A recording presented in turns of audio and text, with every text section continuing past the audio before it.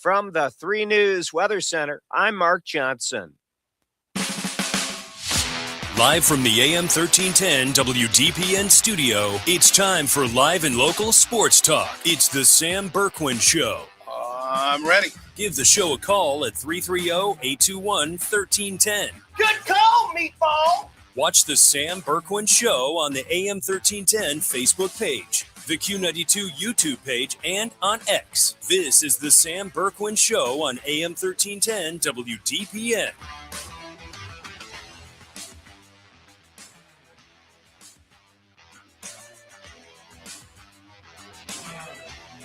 Denver will not foul.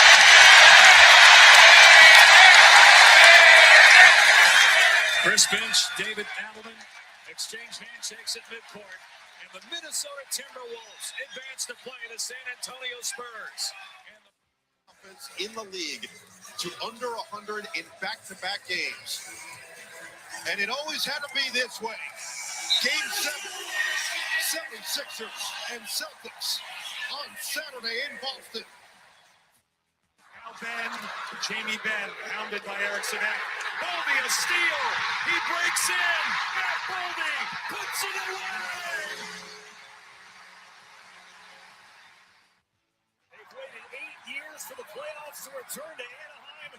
There will be no wait for round 2 as they knock off the Oilers in 6 games.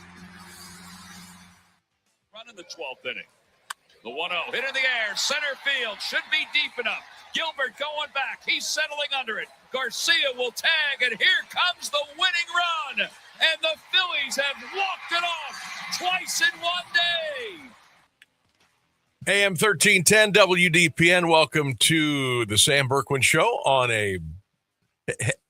Have we had a more miserable weather day in 2026 than we've had today? And I know we had some cold snaps and below zero and wind chill, but today is just a bucket of yuck. Now, the rain's supposed to get out of here in about the next 2 hours or so, but then it's just going to be cold. But this isn't even good football weather today. This is ugly. Good day to kind of be in, listen to the radio. If you have to be out and about today, glad you've got us on in the car or your phone, your computer if you're at work. Let us know. Give us a shout. Let us know you're out there. We certainly would appreciate it. We are ready to go. It's the fill-in-the-blank Friday edition of the Sam Bourquin Show on AM 1310 WDPN. Sammy B here. Ryan Rainsberg is here. Clint Marshall is in the AM 1310 WDPN newsroom. Lots of stuff to get to today. We're going to get you ready for the Cavs-Raptors Game 6. We'll get you ready for the Guardians and A's, their series out in California coming up tonight. We'll do a quick celebratory for the Mount Union baseball team as they went back-to-back OAC regular season championships as they beat Muskingum yesterday, swept them in a doubleheader. The Purple Raiders are now 30-8 on the season. They'll get ready for the OAC Conference Tournament beginning May the 7th here in Alliance at the University of Mount Union. So we are excited about that. The new Brown Stadium got the first official shovel yesterday. They had a big song and dance, big pony show up in Berea yesterday. We'll hear from Roger Goodell. He was there. Jimmy Haslam was there. Todd Munkina was there. Linebacker Carson Swessinger was there. We'll hear from all of them in regards to the new digs the Browns will be going into in the year 2029. What else do we have today? Obviously, there's no high school sports going on today that I'm aware of. Everything has been rained out, squeegeed out, colded out. We're actually going to talk a little Glen Oak baseball today with the skipper of the Glen Oak Gold Eagles baseball team, Ray Frisbee, kind enough to spend some time with us today. He's going to come on about 3:35 and talk about one of the hottest teams in high school baseball, the Glen Oak Golden Eagles. So we'll talk to Coach Frisbee coming up at 3:35. Make sure you tune into that, and you can watch that as well, as it will happen right in front of your eyes on the Q92 Radio YouTube channel and all of our social media platforms. We are going to be talking some horse racing. Ed DeRosa from Horse Racing Nation will be here at 4:10 as we get you ready for the Run for the Roses. Saturday night. Yeah, Saturday night at Churchill Downs, the 152nd running of the Kentucky Derby. We'll break it down. We'll maybe get you some winners. We'll see what Ed's got for us. He'll come to us live from the track today, and he'll be coming up at 4:10. We'll try to get you some winners for the Kentucky Derby tomorrow. By the way, post time tomorrow night is 6:57. That's post time. That means they will let them out of the gate at probably 7:05. It's getting closer and closer and closer. This race, they'll trust me, and I said this 10 years ago. People said I was out of my mind. It won't be much longer. The Kentucky Derby will be running at 8:15 at night under the lights at Churchill Downs. You watch. I told you 10, 15 years ago. Oh, you're crazy. Rah, rah, rah. This horse race used to start at 4:30. Now it goes at about 10 after 7. You watch. It won't be long. This baby will be prime time a little bit after 8 o'clock. So enjoy these early evening starts, if you will. But we'll talk to Ed DeRosa from Horse Racing Nation coming up here at 4:10 this afternoon. We'll take a look back at some of the NBA playoff games last night. And let's just get this out of the way right now. I had the Atlanta Hawks last night, plus 2.5. Sammy's best bet. New York Knicks 140, Atlanta 89. Folks, it doesn't get much worse than that. It was 60-19 at one point. I screenshotted the score. I texted it to Rainsburg last night. I said, I guess I don't have to worry about winning this bet. Yeah, I was just going to say the 60-19 point is when you texted me to tell me how bad things were going. Yeah, I was like, whew. Hey, at least there was no drama. It wasn't like one of those games where I had to sweat it out. I knew by the first 10 minutes that there was no chance. So, yeah. And then Philly beat Boston last night. That's going to a Game 7. The Nuggets are out. The Minnesota Timberwolves knocked them out. So Nikola Jokic in Denver going home. Rockets-Lakers got big game coming up. But we'll focus in on the Cavs and the Raptors a little bit this afternoon. Brandon Ingram looks like he is not going to play tonight for Toronto. Looks like he's not going to play. The latest I saw, he was initially listed as questionable for Game 6 because of right heel inflammation, which caused him to sit out the second half of Game 5. But as of this morning, the Raptors downgraded Ingram's status to doubtful for tonight's Game 6 in Toronto. Raptors did not list Scotty Barnes on their injury report for Game 6, even though he had a little bit of a right quad injury Game 5. Now, Emmanuel Quickley has not appeared in the postseason, and he has been ruled out for the rest of this first round. So, for the love of Pete, I mean, hey, Raptors are down a couple of bodies.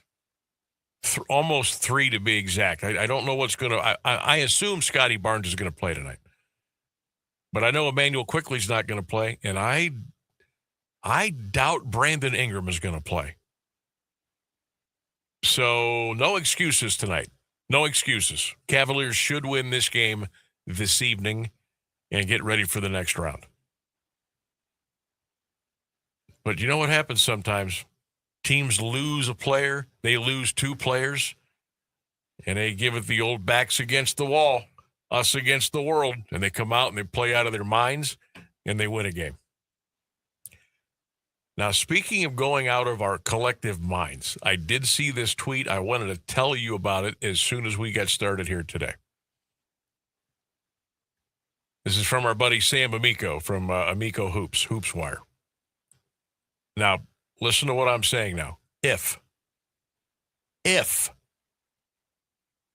the Cavaliers and the Magic both win tonight, they would move on. They would play each other in the next series, okay? Second round.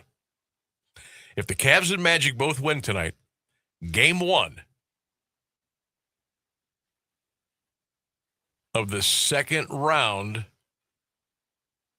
would be Sunday in Cleveland. It would be Sunday in Cleveland if they both win tonight. If either team loses game 1 of that side of the bracket, Cavs, Raptors, Pistons, Magic, then game 1 would be held on Tuesday. I originally read this, and I yelled across the room to Rainsburg. I said, we're going to have to wait 9 days. I read it wrong.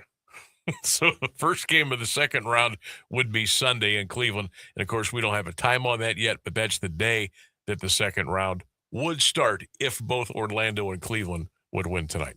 You mean this Sunday, as in 2 days from now? Yes, not 9 days. I Okay. thought it said I thought it said next Sunday, and I literally almost called Sam and said, "What?" Well, when we all know the NBA is famous for stretching things out as long as they can. I was like, "There's no way we're going to wait 9 days in between a series." even when you read it just now and said Sunday and then Tuesday, I was like, how the hell are they going to play on Tuesday and we would have to play on Sunday? So I got even more annoyed until you clarified. Yeah, so that's the clarification of the misread that I made a little while ago when I saw that on social media. Let's see what else we got going on today. It is a fill in the blank Friday here on the show. And today's fill in the blank Friday is the year 19 blank was the best year of your life. The year 19 blank was the best year of your life. I need you to fill in the next two numbers.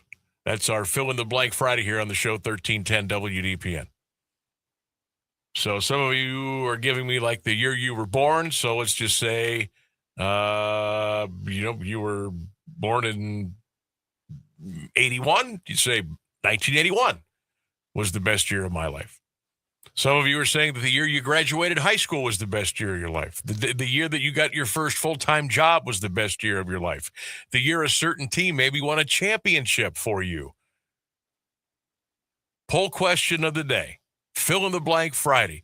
The year 19 blank was the best year of your life. Get those in. We will get those all out this afternoon on the show across all of our social media platforms. Reached out to Coach Mike Fuline yesterday. Of course, he is now one of the new assistant coaches at the University of Cincinnati. Coach is going to join us next Thursday on the program, and we'll talk about his incredible career at Mount Union and what's ahead at the University of Cincinnati, and we'll have some fun as we usually do. But Coach Mike Fuline, listen closely. It's assistant coach of the Cincinnati Bearcats. All right, I said it. Going to join us next Thursday here on the program. Next Tuesday, we are going to be talking to David Lee Morgan Jr. He has written his latest book on LeBron James. He'll be joining us on the show to talk all about that. And David's written a couple of incredible books about LeBron. He's written a lot of nice books. This one here is going to be one of those all-encompassing with stuff that you didn't know, stuff you thought you did know, but it wasn't quite right. This is going to be one of those really, really deep dives, and I'm looking forward to it. David Lee is such a good guy. He'll be joining us next Tuesday. David Lee Morgan on his new LeBron James book coming up. So we got that next week as well. What else we got coming up here? We've got on this day in sports history at 5:29. I'll give you a little hint on the audio for that today. Ryan Express. That's your hint for the audio portion today of On This Day in Sports History. And Sammy B's Best Bet. We got to turn it around tonight. That'll be coming up here at 4:29. Plus, it's our Fill in the Blank Friday, and lots of stuff to come your way here on this rainy Friday afternoon in the Carnation City of Alliance, Ohio. 330-821-1310 is our number. Text line 330-924-7088. Get those comments in. Get the chats in on the Q92 Radio YouTube channel. We'll dive in when we come back. AWP Safety, North America's leading traffic safety company, wishes the best of luck to Stark County student athletes this fall, and they need you. Join AWP as a protector for steady work and an important job keeping people safe. They offer paid training, certification, referral bonuses, and advancement opportunities. To apply, visit jobs.awpsafety.com. That's jobs.awpsafety.com. Kids across America are going to school hungry. Millions of kids every day. Hungry kids get sick more often and can struggle in school. It can be harder for them to focus and learn. But one simple thing can help change all of this for a hungry child in America. Good, healthy food and the energy it brings. With help from caring people across America, No Kid Hungry is providing healthy meals and hope to hungry kids so they can build better futures. We want to ensure that all of our kids have healthy meals every day. Thank you. Thank you for helping feed our kids. To learn more about ending child hunger in America, go to helpnokidhungry.org today. I think we can all agree. Over the last few years, things have gotten weird. Weird, confusing, and at times pretty scary. And for our kids, these things can be overwhelmingly stressful. And can increase the risk for mental health problems as they grow. But there's so much hope. Scientific research and real-life experience tell us that the number one antidote to stress is authentic, trusted relationships. So that's why I. That's why I. That's why we. That's why I am committed to building and maintaining a trusted space. For the students I influence every single day. Until schools across the country can proudly call ourselves a trusted space. This is a trusted space. This is a trusted space. This is a trusted space. This is a trusted space. This is a trusted space. Access free films and resources to build trusted spaces in your schools and communities at atrustedspace.org.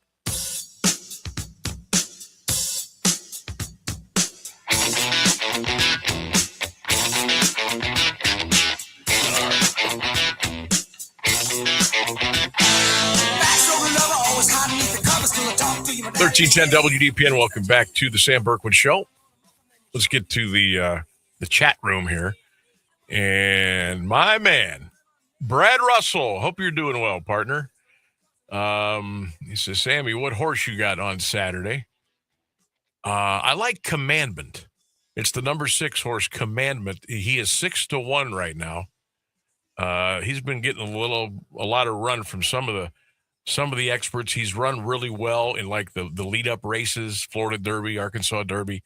I like Commandment at 6-1.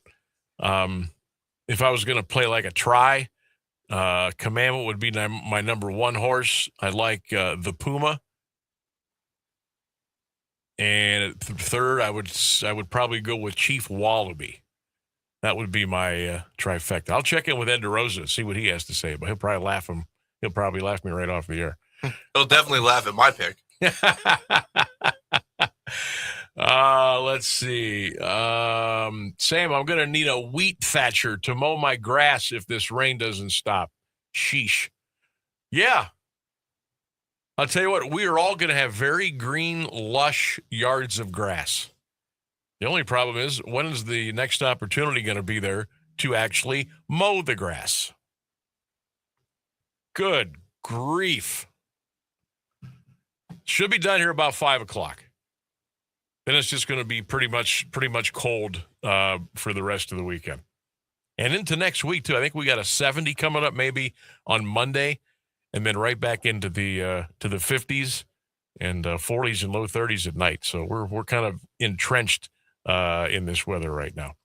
All right, let me see here. We are going to be talking with Ray Frisbee, the head baseball coach of the Glen Oak Golden Eagles, coming up at 3:35. Looking forward to that. Ed DeRosa from Horse Racing Nation at 4:10. We'll break down the Kentucky Derby. We'll talk Cavs Raptors, get you ready for the Guard Series, and working a bunch of cool stuff here today. So stay with us. Much more to come. What do you say? 1310 WDPN. Here's the latest news on AM 1310 WDPN. Good afternoon. It's 3:30. President Trump says he's not satisfied with Iran's latest proposal in negotiations to end war between the countries. Trump telling reporters at the White House today Iran wants to make a deal, but he says they're asking for things he cannot agree to. He did not elaborate on what he sees as the proposal's shortcomings. The president said negotiations have continued by phone after he called off his envoy's trip to Pakistan last week. He expressed frustration with Iran's leadership, describing it as fractured. The 3-week ceasefire between the U.S. and Iran continues to hold. The highest-ranking U.S. general Thursday signaled the Russian government is assisting the Iranian regime against the United States. In comments before the Senate Armed Services Committee, Joint Chiefs of Staff head General Dan Kane responded in an affirmative manner to a question about Russian involvement from the panel's chairman, Alabama Senator Roger Wicker. Meanwhile, Iran's regime said Thursday it would respond with attacks on U.S. military positions if Washington renewed attacks on that country. Iran's foreign minister traveled to Russia to meet with Vladimir Putin earlier this week.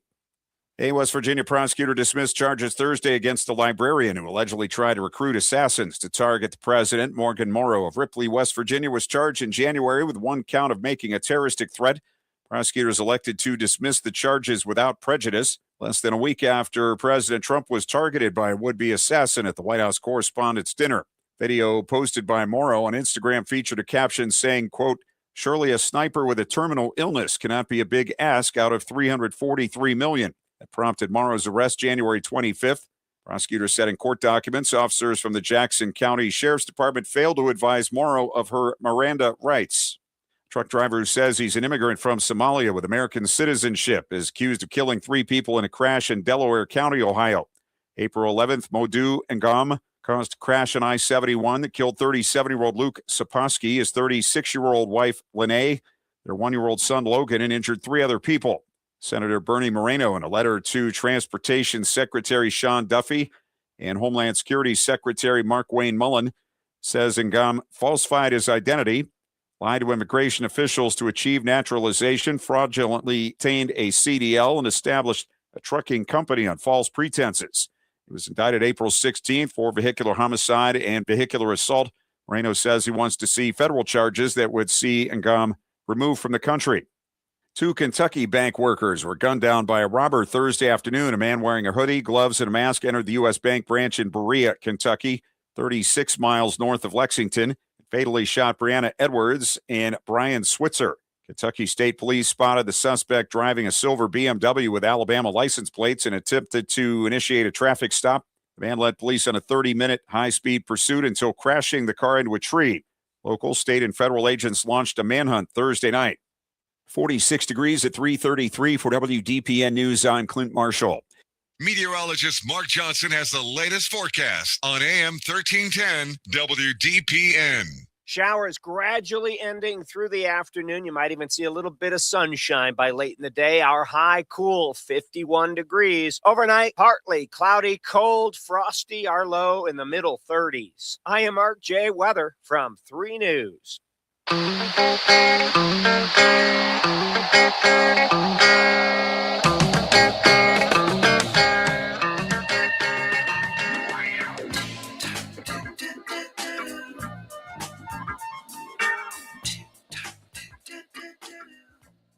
$13.10 WDPN. Welcome back to the Sam Bourquin Show on this rainy Friday. Lots of baseball and softball rained out today in the area. We're going to be talking some Glen Oak Golden Eagle baseball with the skipper, Ray Frisbee, coming up here in a minute or so. Thus the Fly Like an Eagle song when we came back. You like what we did there? Coming up a little bit later on, we got the Sam BB's best bet at 429, 529. It will be on this day in sports history. We'll talk Kentucky Derby with Ed DeRosa from Horse Racing Nation. He'll be joining us at 4:10 this afternoon. Cavs Raptors tonight, Game 6. And, of course, we have our Fill in the Blank Friday. The year 19 blank was the best year of your life. I've gotten a couple messages from folks, hey, what if we were born starting in the year 20-something? Well, go ahead and put that in, too. I apologize for that. But I just kind of thought most of our listeners and, folks that watch and take part in the show would be 19-something. But, yeah, right, if you're born in 2000 or 20, yeah, absolutely. So put that in there. All right, Rainsburg, we ready to go? We're all set to go. All right, let's talk a little baseball on this ugly Friday afternoon, and let's do it with the head skipper of the Glen Oak Golden Eagles. That is Coach Ray Frisbee, kind enough to spend some time with us here on 1310 WDPN. Coach, good afternoon. How we doing this afternoon? Great. How about yourself, Sam? I'm good, man. I like to work 2 or 3 days ahead with interviews and information and stuff like that, and I said, well, teams are going to be playing Friday, I think. So I was like, well, I'm not going to schedule any baseball interviews. And then once I woke up today, I thought, well, there's a pretty good chance a lot of games are not going to be played today. And you're the hottest team around right now. I said, I'm going to get a hold of Coach and see if he's free. So I appreciate you coming on today. And, hey, 13-5, 4-4 in the league. But more importantly than that, you guys have won 5 in a row, and you've won 7 out of 8. What's been the magic pill for you? Sam, what we're doing right now is our guys are really focused on getting better each pitch, getting better each at bat. We're playing clean defense. That has been the biggest thing that I have noticed, and we're coming up with some clutch hits. We're getting RBIs when we get runners in scoring position. Not necessarily one out or less, but with 2 outs, we're getting those RBIs that, you're hoping your big hitters come up with. When I say Glen Oak Baseball 2026, what will you have told me before the season started? How would you explain it today? Well, before the season, I would say a bunch of unknowns. Okay. Not in terms of experience, but the unknowns that we had coming in. What are we going to do in certain positions? Where are kids going to play? Again, a lot of uncertainty. Today, I think we've kind of found our niche. We are playing solid defense. Our pitchers are giving us a shot.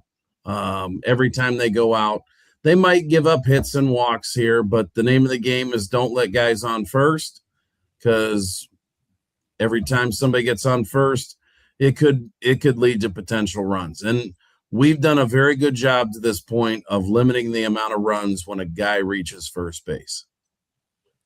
Talk to me about your pitching staff this year. I see Tommy Strain pitched 6 shutout innings for you in your shutout win against Green. I know you beat Green a couple of days ago. Is this also a part of the squad where you maybe thought, well, we know we got a little bit, but let's see what we have maybe midway through the year and kind of read things from there? And that was probably the biggest uncertainty for us. When we had last year, you look at last year's stats, I think we were somewhere just north of 200 in terms of innings pitched. And I think we had 23 to 25 back. So the experience on the mound was the big thing. So, John Hamilton was the guy that had the most experience on the mound last year for us. And he's given us a great shot. I'm sorry if I'm not looking at the camera because I'm pulling up some stats here. You're fine. But John right now is 3-1. He's got a 2.74 ERA. The opponent batting average against him is 197.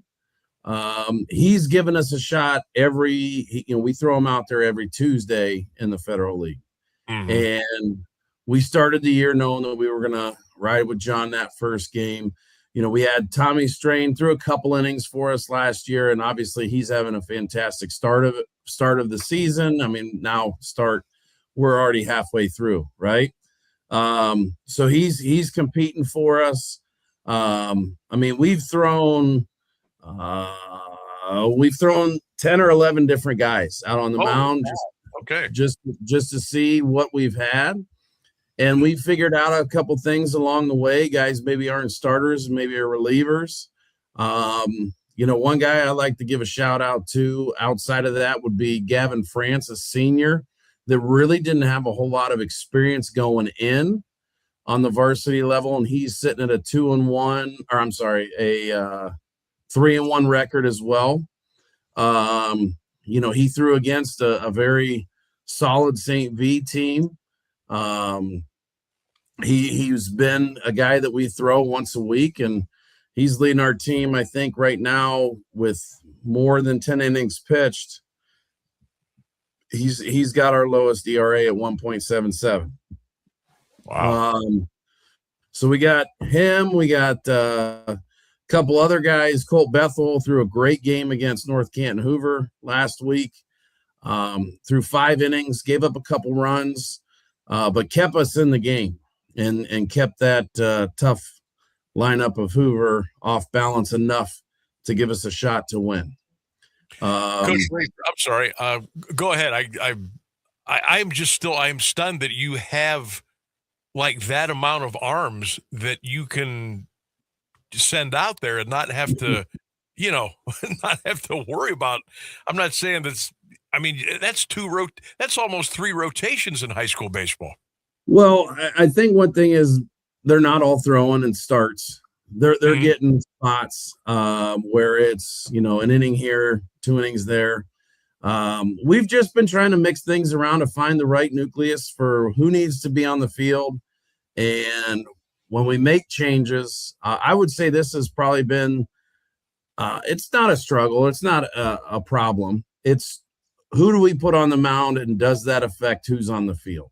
Because we have a lot of position players that do throw. It's just finding that right time, when to throw them, when can we warm them up in the bullpen. And again, it goes back to who's a starter, who's not a starter, who's a reliever. So that's probably the biggest thing that we've had to go through these first 18 games. Ray Frisbee is our guest, the outstanding skipper of the Glen Oak Golden Eagle Baseball Club, joining us here on the Sam Bourquin Show, 1310 WDPN, all across your social media platforms, including the Q92 Radio YouTube channel. You can click on right now and you can watch Coach and see what's going on here right now. About the 5-game winning streak, and better than that, the 7 out of 8. I mean, have you had like a different hero each night? Different guys stepping up? Have you had some extra super clutch performers during this 2.5, 3 week run for you? Yeah, it's been a lot of good things. It's hard to single out one specific guy. I will say that it's not one specific guy. I mean, Tommy Strain had a great week last week. Had the save against Hoover. Got the win against Canfield last night out in Youngstown. Carter Hall last week, I think, was 8 for 16 with some big RBIs. Blake Broom wasn't a guy that we put into the top of the lineup to start the season, but we've kind of moved him into that leadoff spot, and he continues to be a tough out. And when he gets on base, he's scoring. John Hamilton, a guy that we pitch, but he also plays the outfield. He's got some big hits for us. I'll say last week we had Dom Radleski came in on a game against Perry in relief and came in against Hoover in relief, and then he came in against Medina in relief. And then last night he closed out the game against Green. Colt Bethel, again, a guy that it was his, I believe, it was his first start for us, and, gave us a chance to beat Hoover.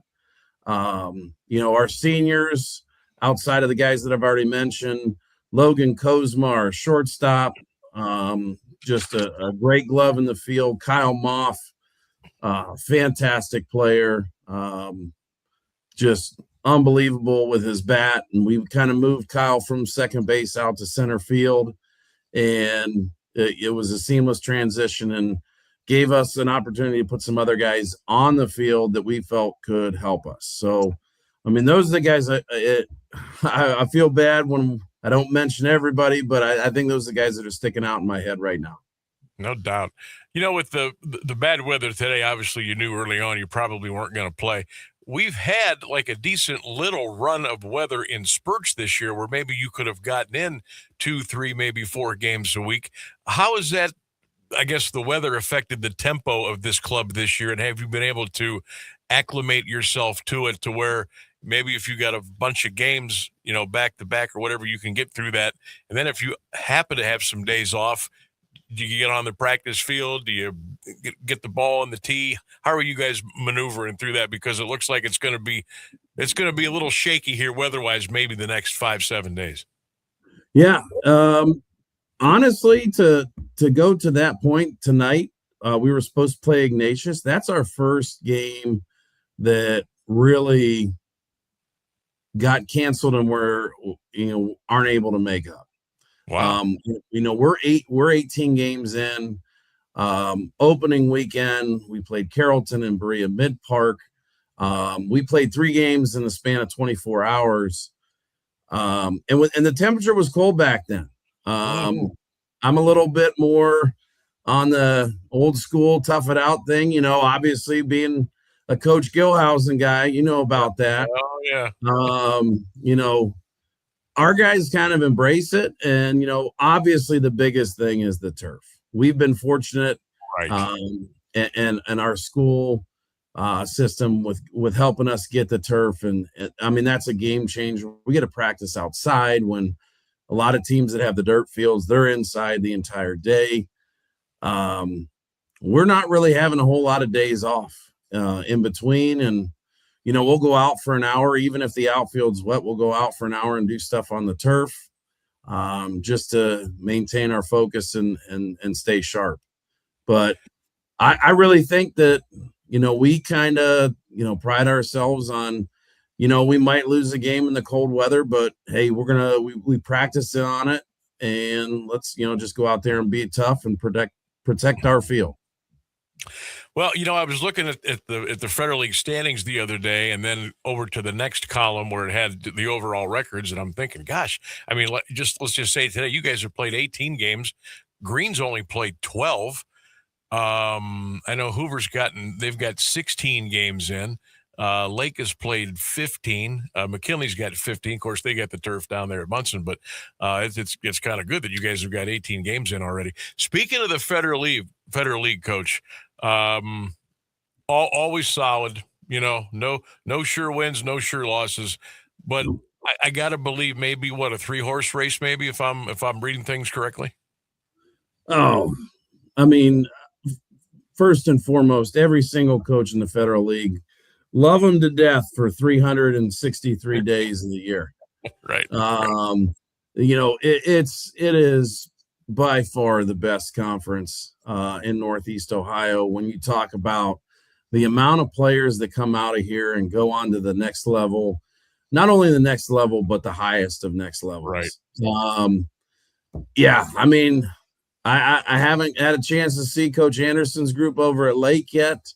Or Coach Zelmer over at McKinley, but every team, if you don't show up with your A game, every night could go the way you don't want it to go. Mm-hmm. And those, no doubt, I mean, Lake can hit the heck out of the ball. they're probably searching for an arm or two. But, man, it seems like they've scored double digits every time I look at the scoreboard.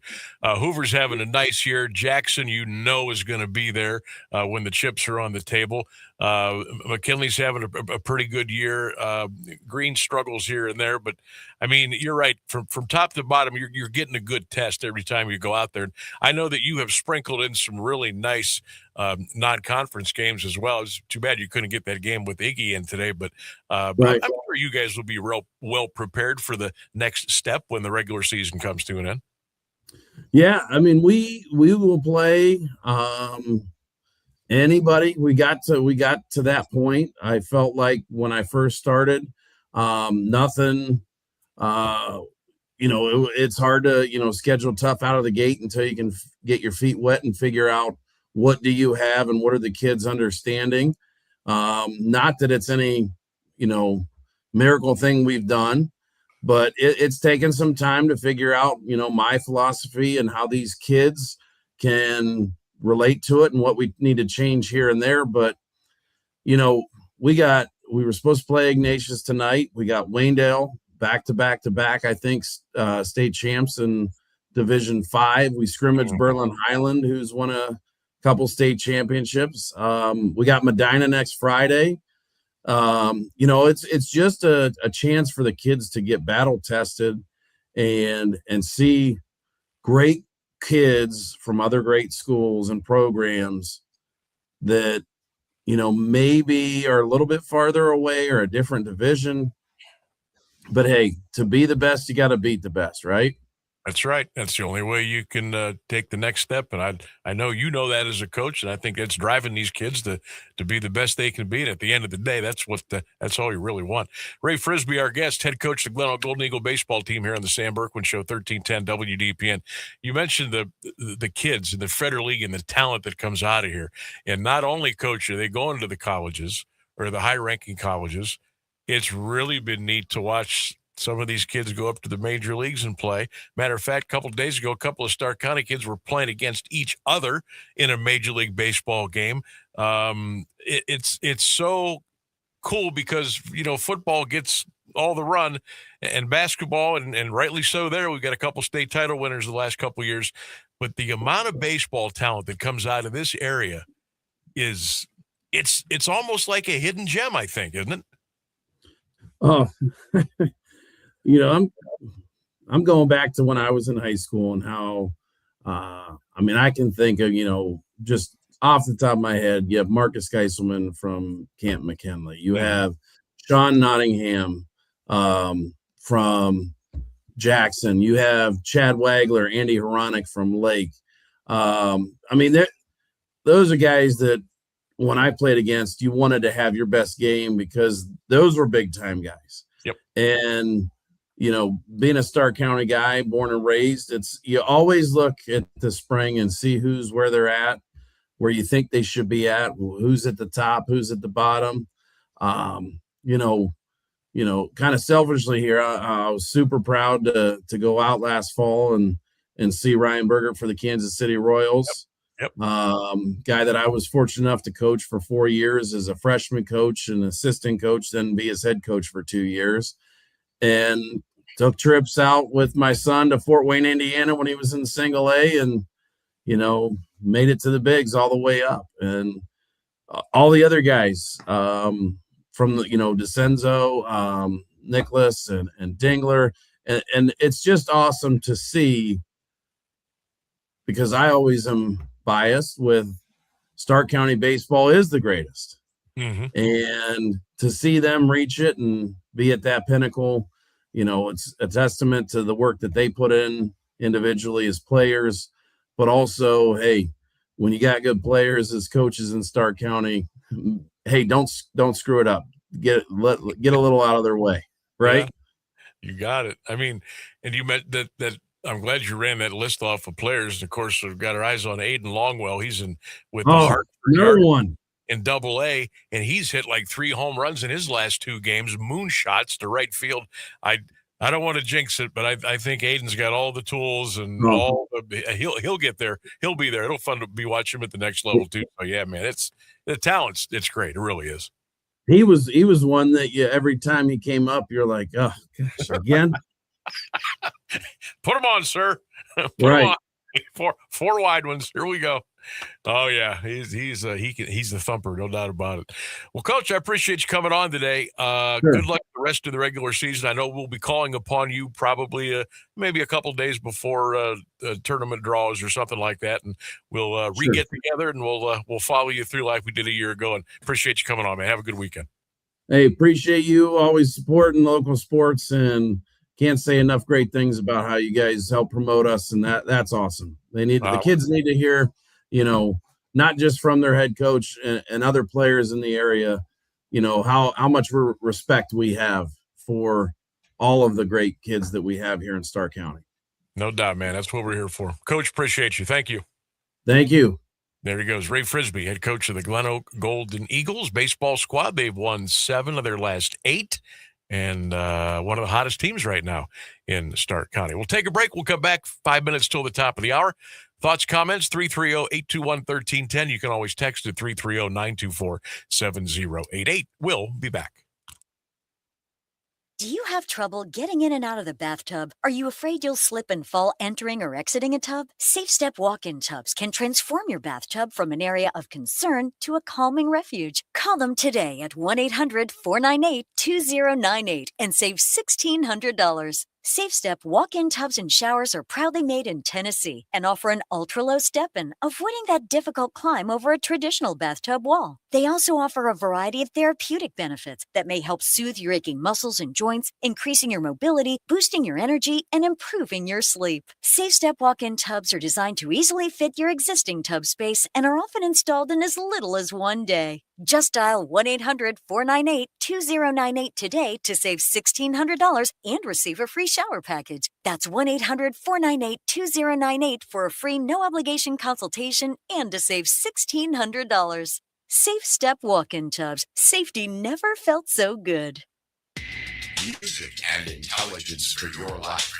No matter what anybody tells you, words and ideas can change the world. I'm John Tesh, and we couldn't be happier about bringing you intelligence for your life every day.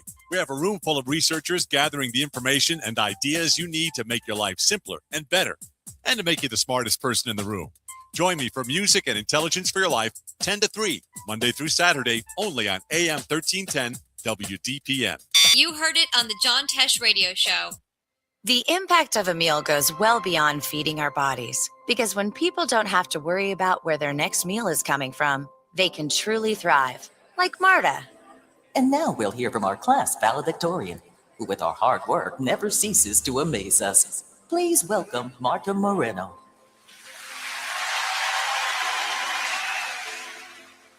And Alex. Hey, Alex, how did the interview go? I did it. I got the job. I can't believe it. I knew it.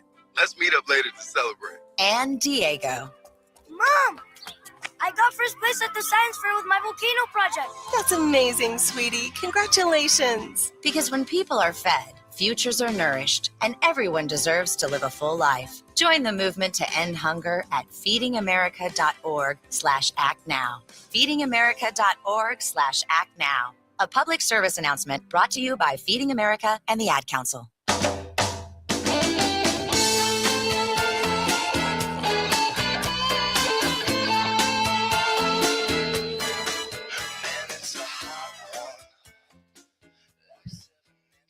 Yeah, it's a hot one, all right. What is it, 40 degrees outside? Welcome back to the Sam Bourquin Show, 1310 WDPN. Thanks to Ray Frisbee for talking some Glen Oak Golden Eagle and a little Stark County baseball with us here on the show. If you missed it, if you just jumped in and you're like, it'll be up in podcast a little bit later on tonight after the show on all of our social media platforms, so don't forget to check that out. Hey, the Guardians made another move about a half an hour ago. Cleveland is bringing up their 23-year-old outfield prospect, Petey Halpin, from Class AAA Columbus. He will join the Guardians this weekend. I like what they're doing. You've got kids that are ready to come up and play.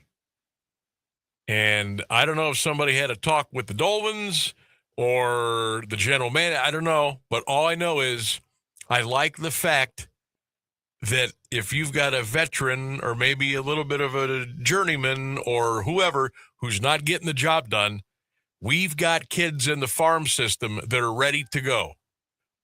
So, hello, Petey Halpin. He has been called up from AAA Columbus. He will join the Guardians. And my first thought is here, this is my first thought, move Quan back to left, DeLauder in right, Schneeman in center, and then maybe after a couple of days, get Petey Halpin out there. And that could be our outfield. I'm not sure. I don't know what Vogt wants to do there, but all I'm saying is I'm glad that we're not letting these guys just, spin their wheels in AA Akron instead of getting them up to Columbus, and let them spin their wheels in Columbus instead of getting them up to Cleveland. So I like what the Guards are doing there. Keep your eyes on this young fella, 23-year-old outfielder Petey Halpin. He has been called up to the Cleveland Guardians big squad. All right, we got 1 hour in, 2 more big hours to go. Don't forget, coming up here in about 10, 12 minutes, we're going to talk to Ed DeRosa from Horse Racing Nation. We will get you ready for the Kentucky Derby. We'll talk Cavs, Raptors. We'll work the Guards in. We'll get back to our fill-in-the-blank Friday. All that and much more coming up here on the Sam Bourquin Show, 1310 WDPN. Keeping Alliance entertained and informed for over a half a century. AM 1310 WDPN Alliance. ABC News, I'm Brian Clark. 60 days since the U.S. attacked Iran, and the White House tells Congress the conflict is over.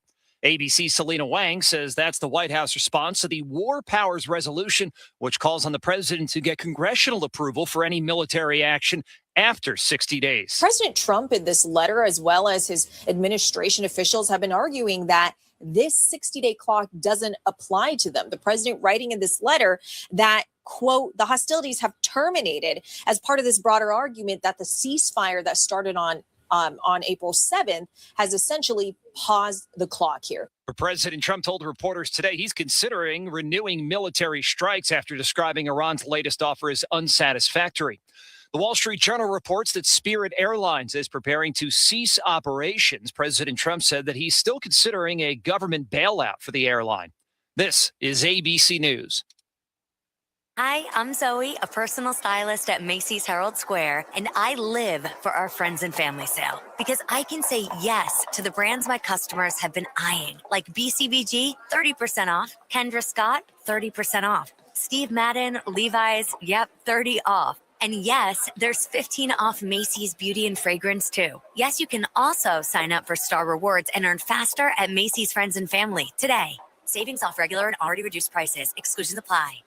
Need parts fast? Need them now? O'Reilly is fast. Just one part that makes O'Reilly Auto Parts stand apart. Right now at your local O'Reilly Auto Parts, you can get one free set of brake pads when you buy 2 qualifying brake rotors. Ask the professional parts people about additional brake pad and rotor upgrade options available at O'Reilly Auto Parts. Restrictions apply. See store for details. O'Reilly Auto Parts.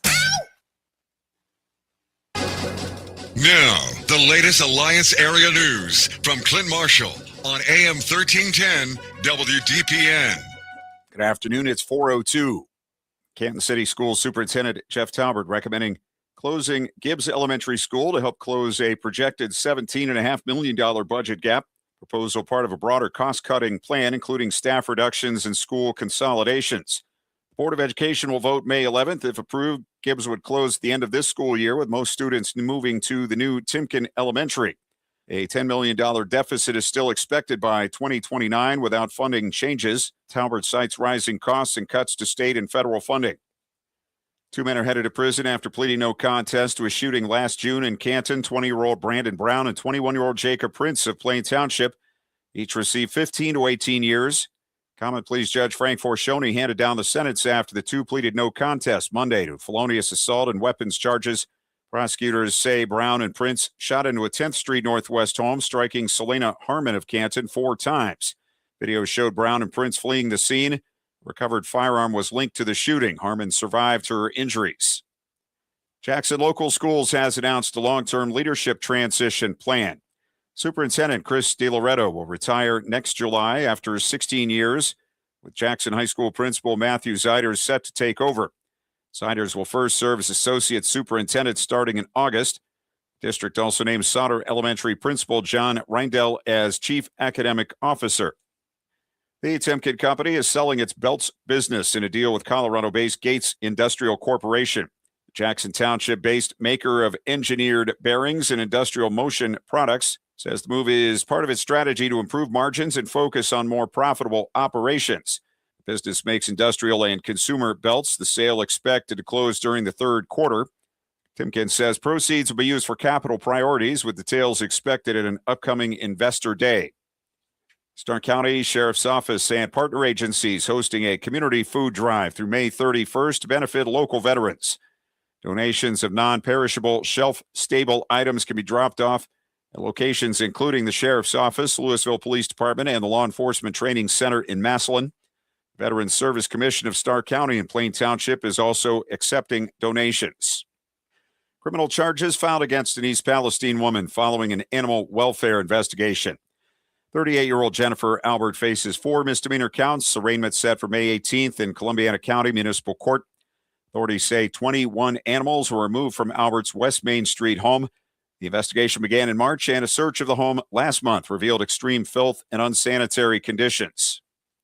Former Columbiana County health inspectors pleaded not guilty to felony charges. 64-year-old Alan Masters of Salem accused of 23 counts of tampering with records for allegedly falsifying food inspection reports over nearly a year. Prosecutors say some of the inspections were never actually performed. Masters entered his pleas Thursday in Common Pleas Court, where his bond was continued. The Columbiana County Career and Technical Center extending its school day to boost funding starting next school year. The day will begin at 7:45, 5 minutes earlier than currently. Officials say the change will increase lab hours to the state maximum, bringing in about $127,000 more each year. The additional money will go toward career tech equipment.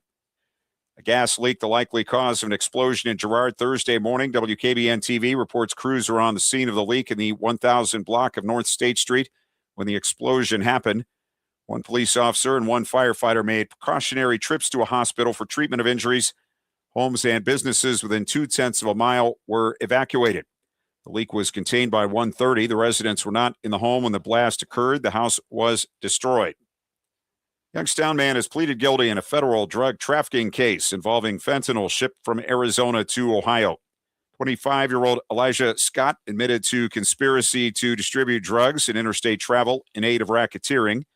Prosecutors say the operation ran from 2022 through 24 and involved shipping fentanyl pills to the Youngstown area for resale. Sentencing set for August 4th.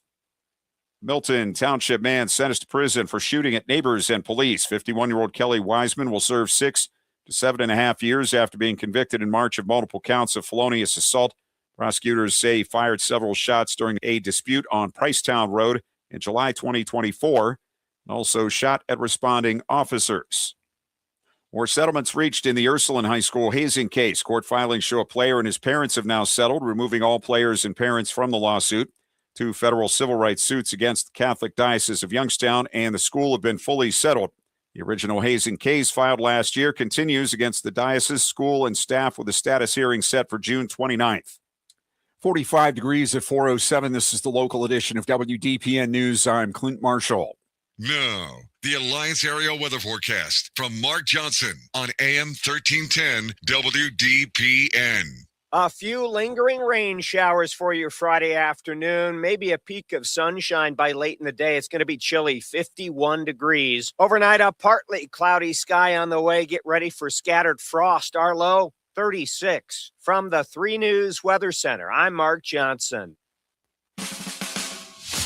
Live from the AM 1310 WDPN studio, it's time for live and local sports talk. It's the Sam Bourquin Show. I'm ready. Give the show a call at 330-821-1310. Good call, meatball. Watch the Sam Bourquin Show on the AM 1310 Facebook page, the Q92 YouTube page, and on X. This is the Sam Bourquin Show on AM 1310 WDPN. That's including the 20 points per game. McBride hits a three. What a run for the Knicks. Denver will not foul.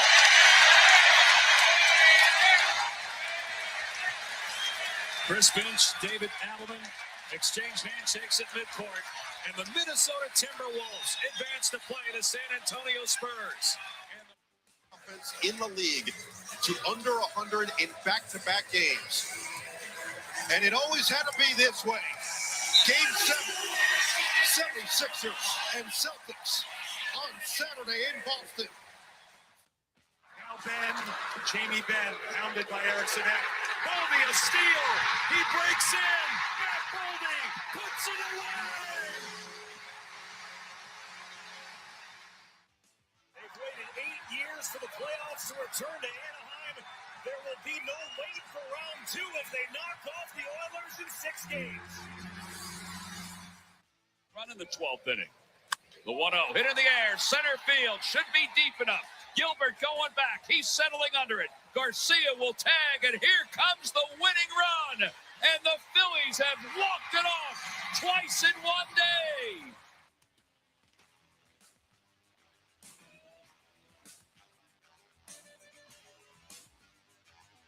10 WDPN. Welcome back to the Sam Bourquin Show. Hour number 2 ready to commence on your Friday afternoon. It's a fill-in-the-blank Friday here on the get-together. Have a little fun with this one today. The year 19 blank was the best year of your life. The year 19 blank was the best year of your life. We'll read some of the comments coming in. And if you were born beginning the year 2000 and after, feel free to put your number in there as well. Phone lines open, 330-821-1310. You can always text the show at 330-924-7088. And, of course, the Q92 Radio YouTube channel. The chat room is up. You can watch. You can listen to the show live 3 until 6 p.m. Monday through Friday. Don't forget that's on the Q92 Radio YouTube channel. And don't forget, hit that subscribe button while you are there. I want to thank Ray Frisbee, Glen Oak Golden Eagle head baseball coach, for joining us earlier in the show. If you missed that interview, it'll be up in podcast a little bit later on tonight after the conclusion of our program. We are waiting to get a hold of Ed DeRosa. I think he's going to be picking up here at Rangeburg in about a minute, so keep hammering away. You'll get him. Probably a little noisy. Ed's down at Churchill Downs. He is from Horse Racing Nation. He's going to talk to us about the Kentucky Derby coming up here in just a few minutes. 20 horses are competing.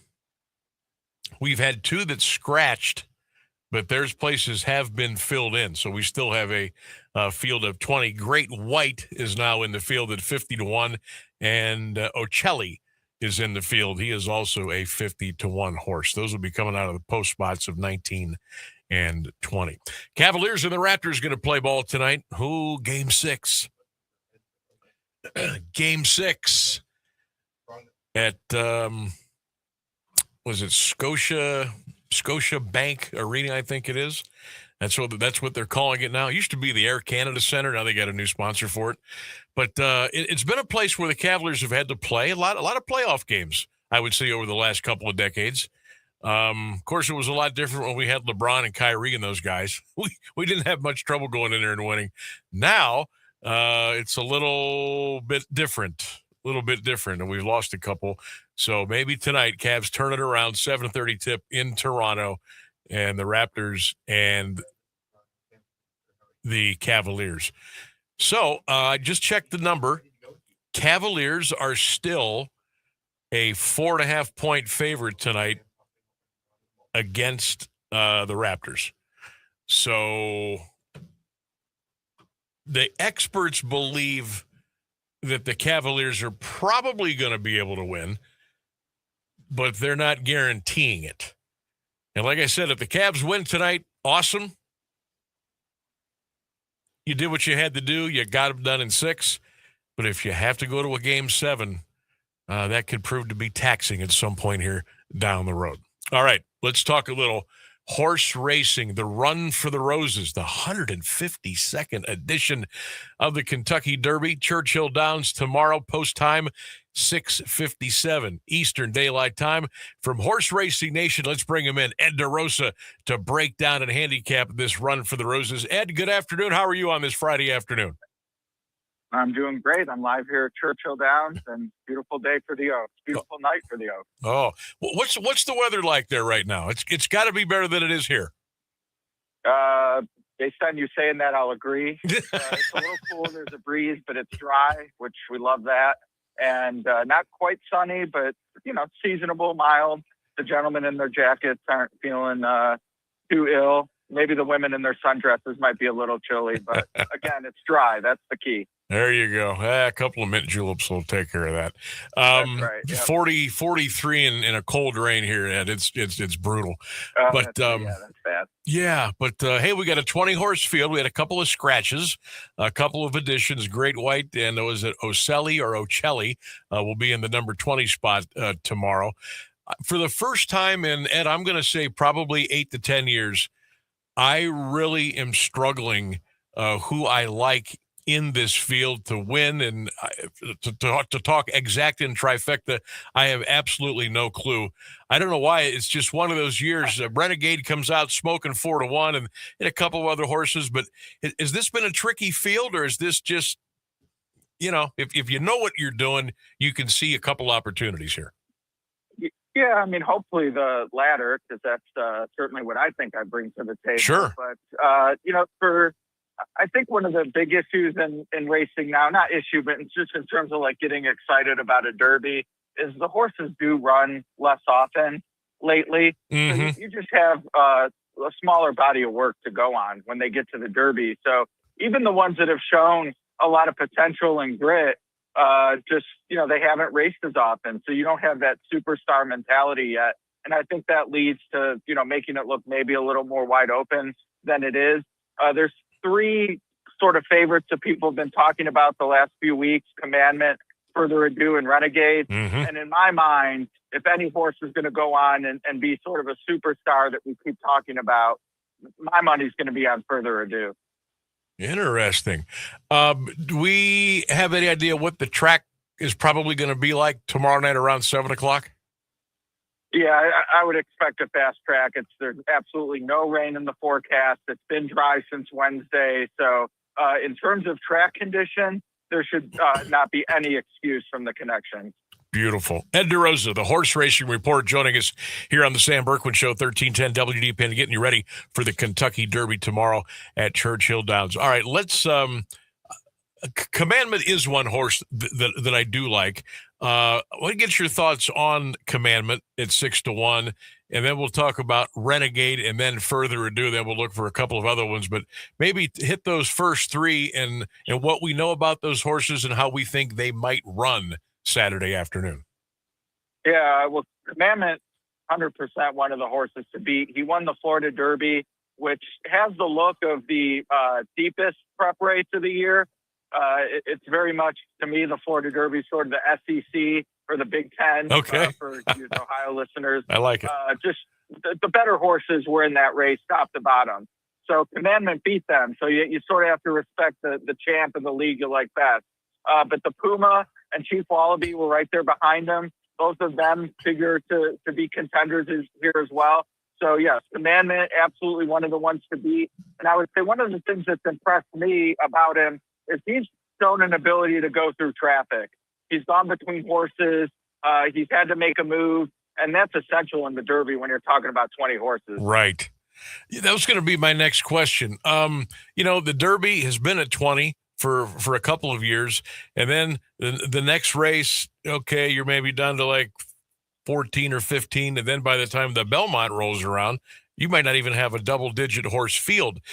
What is it like? Like, do horses get spooked a little bit when it's so much traffic? Do they tend to run cautiously when it's like this in the Derby, or are they able to adjust and make their move when they're asked to? Yeah, I mean, I would say that, they are pack animals, so I don't think the number of horses in a race particularly spooks them. I will say the more horses you have, the more likely there is for chaos or trouble, just because extra horses and add randomness.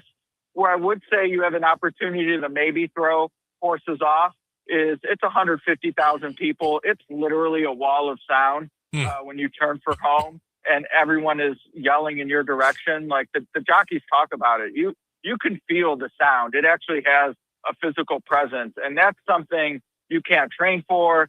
Horses have no experience with that. So to me, that's where you sort of get, when you talk about chaos in the Derby and how are they going to handle it, I think it has a lot more to do with the crowd than it does the field size. Interesting. Ed DeRosa is our guest. Check him out at the Horse Racing Nation. Ed, how many Derbies is this for you? This will be 24. 24. So my next question is going to have to be, how has it changed over the last 24 years? The Derby, the preparation for the Derby, the partying, the crowds, the racing talent. How has that changed? Yeah, you know, as someone who loves horse racing, I grew up going to Thistledown near Cleveland with my grandfather. So I've always grown up around the track and racing. I think the biggest difference for me year to year is the Derby is still the Derby, and kudos to Churchill Downs for keeping it a top event, and, you know, attendance and handle is up every year. Yeah, horse racing itself is certainly nowhere near as popular as when I was going to the track as a kid. Mm-hmm. And, you know, even now, this is pretty much the only race we talk about unless there is a superstar horse. So, you know, the Derby has maintained its level while the industry as a whole has not. I feel like that's probably the biggest difference, because after Saturday, you know, unfortunately, I'd love to talk about racing every day and do for my job, but I do wish it were a little more popular. Yeah, I kind of do too. I mean, obviously, I love the three big ones. I pay attention to the Arkansas, the Florida. I watch the Breeders' Cup every year. I have some friends that are like really deep into horse racing, and they'll go to Mountaineer, they'll go to Thistledown. They're going all over the place, and I really do enjoy it.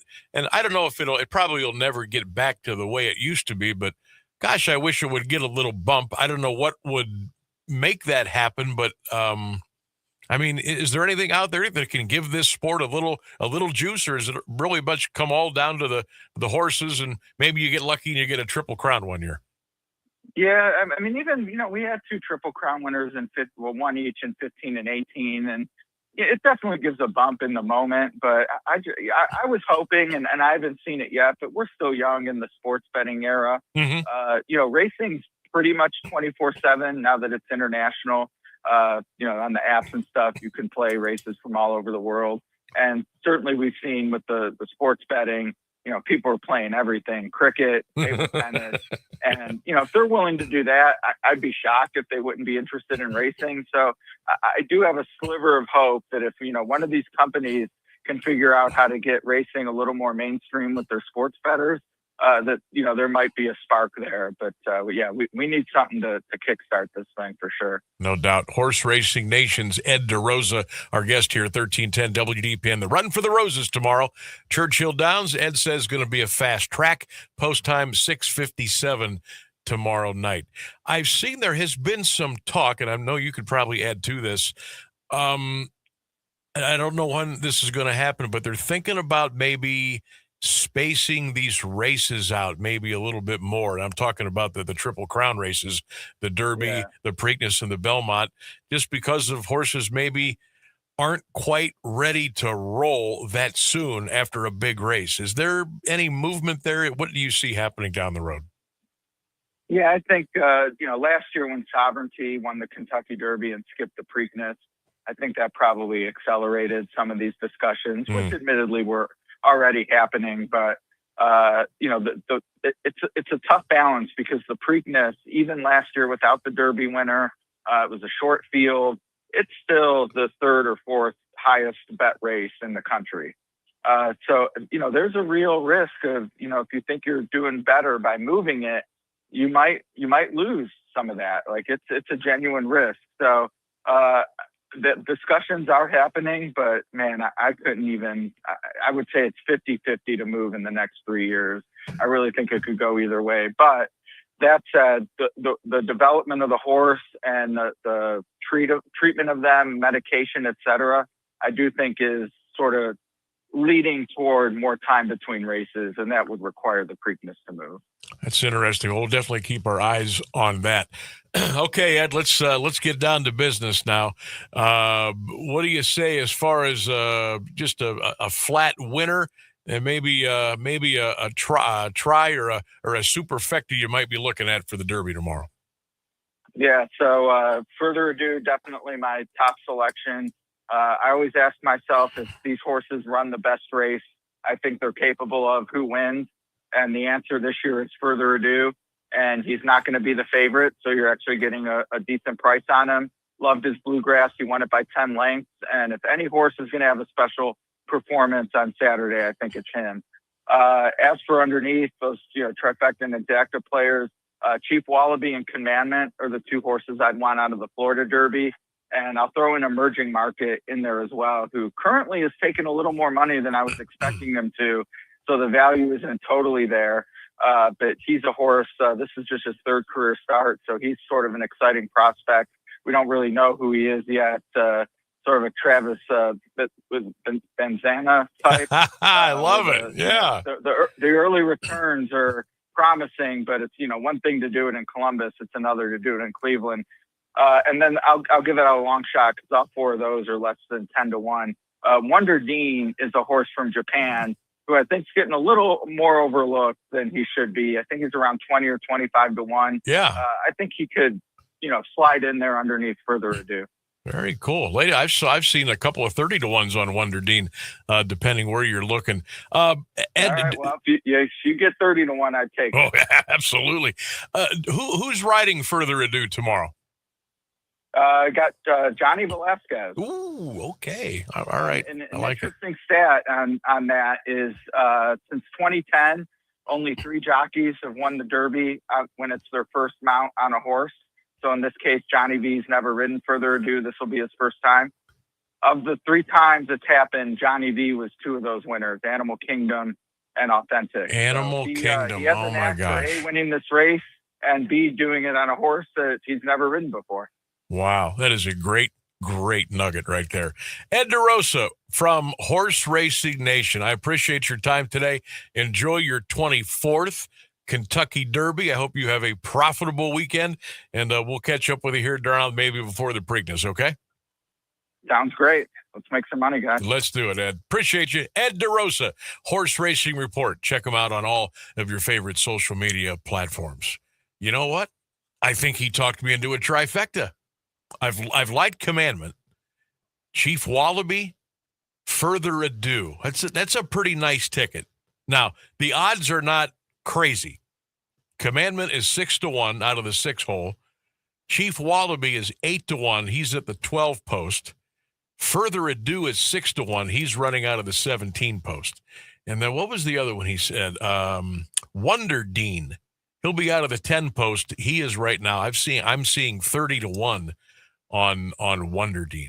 So what do you think? Does that sound like a nice little trifecta? Maybe put a little super together there. Oh yeah. Are you betting the Rainsburg? Are you going to bet the Derby tomorrow? You got anything left in your account? No, I could if I wanted to. Maybe. What the heck? Put a couple bucks in your account, and maybe we should play the. I'm gonna play a horse to win. I'm gonna bet an exacta. I'm gonna do a try, and then I'll do a super, and maybe I'll put a couple of bucks on each, and then just see what happens. But I love this. I love this. Now we're gonna go up to Northfield tomorrow actually, and watch the race up there, and then bet on the races live. And then I have this sneaking suspicion we will head over to the casino at some point tomorrow. But I think that's what I'm going to do. I'm going to roll all the 4 of those horses in, a couple of straight plays, maybe an exacta, trifecta, superfecta, maybe box them. We'll see. But if I pick horses like I pick my best bets, then it's probably really no reason for me to even go up there tomorrow afternoon. We're on a little bit of a slide here with the wagering on our Sammy's best bets. Last night we had the Atlanta Hawks. We don't even need to have a conversation about that. So what does every gambler do? What does every sports bettor do when they're in Well, when they're on a bad streak. What is the ultimate get right card in sports betting during the baseball season? It's a pivot. You pivot. You look for who the Colorado Rockies are playing, and you see if the Colorado Rockies are playing at home. That's the get out of jail ticket today, and that's where we're going to go. And we're going to go over because the games in Colorado always usually go over. Tonight, the 14-18 Rockies will play the 22-10 Atlanta Braves. It's going to be 61 degrees and sunny. You know how thin the air is out in Colorado, and that ball just flies out there. That's what I'm banking on tonight. It's a big total, but like I said, desperate times call for desperate measures. We're going over the 10.5 tonight. The Colorado Rockies and the Atlanta Braves over the 10.5. That's Sammy B's best bet of the day. So just kick back and hope for a lot of home runs and bad pitching tonight in Denver. Might happen. Just might happen. News and weather coming up next, 1310 WDPN. Now, the latest area news on AM 1310 WDPN. Good afternoon. It's 4:30. President Trump said he's still not satisfied with Iran's offers after Iranian negotiators relayed a new proposal. The state-run Islamic Republic News Agency reported Iranian negotiators transmitted their latest peace terms through Pakistani intermediaries. 2 days ago, Trump said he rejected an Iranian proposal to resume commercial shipping traffic through the Strait of Hormuz and treat Iran's nuclear program as an issue for subsequent negotiations. Iran's state media did not specify what changes Tehran made in its latest proposal. The president told reporters today, "We're doing everything in terms of negotiating right now. They made strides, but I'm not sure if they ever get there." U.S. considering releasing up to 92.5 million barrels of crude oil from its strategic petroleum reserve. The 172 million barrel release was announced in March to tackle rising oil prices. In its recent statement, DOE said participating companies will return the released oil with additional premium barrels, ensuring the reserve grows beyond current levels while delivering immediate supply to refiners and global oil markets. Roughly 80 million barrels have been released through 3 previous requests. Winning bidders agreed to deliver 24% more barrels while returning the original supply. The House voted unanimously to approve the Senate's bill to end the 76-day partial government shutdown, sending the bill to the president's desk for approval. The move ends the longest partial government shutdown in U.S. history. The bill funds all Department of Homeland Security agencies except for ICE and Border Patrol. Republicans will now work to supply additional funding to those agencies through the budget reconciliation process, which requires a simple majority, foregoing the need for Democratic support. Justice Department Thursday released a 500-page report alleging anti-Christian bias on the part of the Biden administration. According to the report, the former administration's prosecutions, policies, and practices constituted bias throughout multiple agencies in accordance with the administration's priorities. Around 200 pages of the report dedicated to the actions of more than 17 agencies that uncovered alleged religious discrimination. The investigation included a review of internal discussions and case files as well as prosecutorial decisions. There were details of a since retracted 2023 FBI memo on radical traditionalist Catholics, which cited the Southern Poverty Law Center. The review also listed Biden-era regulations on abortion, contraception, gender, and human sexuality, among other issues, pitting the government against religious groups. Purdue Pharma permanently ceased operations today after a federal judge sentenced the company to $5.5 billion in fines and penalties tied to its guilty plea to charges of deceiving regulators and paying kickbacks to doctors to boost opioid sales. The ruling cleared the way for a broader $7.5 billion bankruptcy settlement, resolving thousands of lawsuits. The company will transfer its assets to Noah Pharma, LLC, newly formed company to take over distribution of medicines previously handled by Purdue. Federal judge Tuesday imposed criminal sentence on the company to resolve a Justice Department probe following its 2020 guilty plea. 44 degrees at 4:33 for WDPN News. I'm Clint Marshall. Here's Mark Johnson's forecast on AM 1310 WDPN. Showers gradually tapering off through the afternoon hours today. You might even see a peak of sunshine by late afternoon. Highs cool, 51 degrees. Overnight, you'll need a warm coat. Partly cloudy, frosty, cold. Our low, 36. From the 3 News Weather Center, I'm Mark Johnson.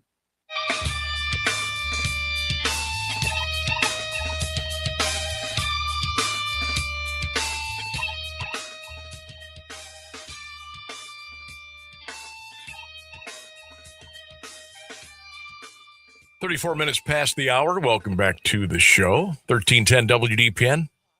You can watch and listen to us every day, 3 until 6, Monday through Friday on 1310 WDPN Radio, WDPN's Facebook page, the Sam Bourquin Show Facebook page, and you can also watch on the WDPN Twitter at 1310 WDPN and the Q92 Radio YouTube channel. Chat is open. Anybody chatty today, Rainsburg? Got a couple up there, maybe? Yeah, let's see. I think Bart's got a good one there. Yeah, Bart answered our fill-in-the-blank Friday. He said, how about the best sports year, 1975, the year the Big Red Machine beat the Red Sox in what I consider the greatest World Series ever played. All right, Bart. Yeah, that was a good one. Purple Suit said he was talking about the Guardians bringing that player up. He says, really relying on those rookies to provide an ounce of offense. Yep. That's what we're doing. And then Sam, one of those comments is you. So I did. I was answering your comment, or did I do that the wrong way? No, you did it right. Okay. I'm just making a joke. Oh, okay. Oh yeah, you said, and then we had Ryan Brailer's comment that I did not understand, but you said you understood. So he said, our local boy band of Ryans who listen to the Sam Bourquin Show, including myself, Rainsburg, which is me, and Keller, or the less popular Hall of Fame MLB pitcher. He was making a funny about. I told you that our audio portion today, coming up on this day in sports history at 5:29. I said Ryan Express. Course. Yeah. Now Rainsburg's putting it all together. And now I'm dumb. Hall of Fame City's all over it. He's all over it. How about our little young lady in here today sporting her West Branch hoodie? I like that. Little black hoodie with the big green W and the West Branch across. Good day for a hoodie, right? Yeah.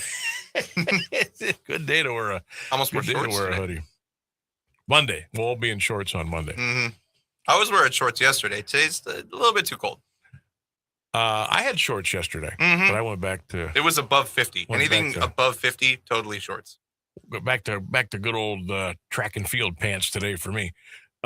So let me give you a little behind the curtain look here. Rainsburg has been up since what, 4? Unfortunately, I went to bed early so I could get a proper amount of sleep and woke up before my alarm at 4 at 3. So I have been awake since 3. Since 3. Now, what time did you turn in last night? 9. Were you tired? Ish. So not really. I had to push it. Yeah. So I probably slept from 9:30 at the earliest until 3. So you get 5.5. Yeah. Yeah. Doing good. Rainsburg had to get up and produce the Q92 morning show today. They had their Students for Sobriety program live from Alliance High School today. So had to get up early and get in here and get that ready to go. And then, so did you go back home for a little bit? Or? Yeah, I left here about 9:30, came back at noon because further peek back behind the curtain, Keller is still not feeling the best. So I came back to let him leave early. Okay, I wondered because he looked like he was doing pretty good today. He was, yeah, I thought, well, I went to leave at around 9:30 and I said, hey, man, if you feel like crap, just let me know. I'll come back early. It's not a big deal. Yeah. And he told me that he got no sleep last night and feels pretty crappy. Oh, that's right. Maybe he was just loopy today. Yeah. Because he did not get He was a little out of it. Night. Yeah. So I came back as quickly as I could without, sacrificing my few things I had to do. All right. So, well, you got your pulp. That's all you need. That was pretty much it. Yeah. Extra shot of... That takes 2.5 hours. Extra shot of juice today on the pulp, so that's good. I went with the large because I hoped it had more Red Bull. Holy smokes. If I had a shot of Red Bull, I would be up until the 4th of July. It actually doesn't do anything for me anymore. It's really unfortunate. Wow. What does that mean? Like it means I drink Red Bull every day. That's probably not good. It's just one can. I don't even know if it's got a whole can in the smoothie or not. I would assume it does. Those are small cans. That's an 8-ounce can. Ooh. I can't do any of that stuff. I can't do Red Bull, Monster, Shock. I can't do any of that stuff. I'm a caffeineaholic. I've gotten a lot better with it, but I used to, Like a can of pop, which I don't do. No. Every once in a while, I will, because I got to have that carbonation. Just like a can of Coke or Pepsi or Dr. Pepper. Like I get the shakes. No lie. It's insane. It's really insane. It means you've gotten caffeine out of your system, which is, you're free of that curse. Oh, yeah. Enjoy that. Because, back in the day, like Jaeger bombs were a pretty big part of my life. And that was a lot of Red Bull back then. After the other. But yeah, I don't do that anymore. I don't know if the problem with that is more the Red Bull or the Jaeger, if we're being honest. Both of those things not great for you. I know. That took me a while to figure that out. But I'm there now, and I don't do it anymore. Yesterday, about a little bit after 5 o'clock, up in Berea, or I shouldn't say Berea, Brook Park, the new site of the new Cleveland Browns Stadium, the new Huntington Bank Football Stadium, and they had a little groundbreaking ceremony yesterday, and they had dignitaries and the dog and pony show and all that stuff. Jimmy Haslam, Governor DeWine, Commissioner Roger Goodell. The Browns had some players there yesterday. Todd Monken was there yesterday. J.W. Johnson was there yesterday. And they did the ceremonial first digging, the first shovel of dirt turned over to signify the start of a huge project they think it's going to be done by April. It should be ready to go by April, May of 2029. So what they're thinking is they're probably going to have a concert or two or a couple of other events. And then the first football game, which will be a preseason game, will be played in the month of August. So if they get a couple of things, to open up the place, like a soft open sort of deal, they'll have a couple of months to figure everything out, dot the I's, cross the T's, and make sure everything is running smoothly for football season. But they're excited about it. I watched a couple of videos yesterday, and they talked about the dog pound and how steep it's going to be, how there will be no stadium in the NFL with seats closer to the field than the new Browns Stadium, the translucent roof, and talking about maybe a Super Bowl, talking about maybe getting the NFL draft. All this was up for discussion yesterday at the ceremony. So I'm just going to run down here. We're going to hear from J.W. Johnson, Roger Goodell, Jimmy Haslam, Browns linebacker Carson Schlesinger, and the head coach Todd Monken. And I first want to start with J.W. Johnson, and he just gives like an overview of the new stadium that's going to be built in Brook Park. Because I heard it a little bit about the tradition of tailgating. I think this is going to bring the fan experience to a whole nother level here. Having this.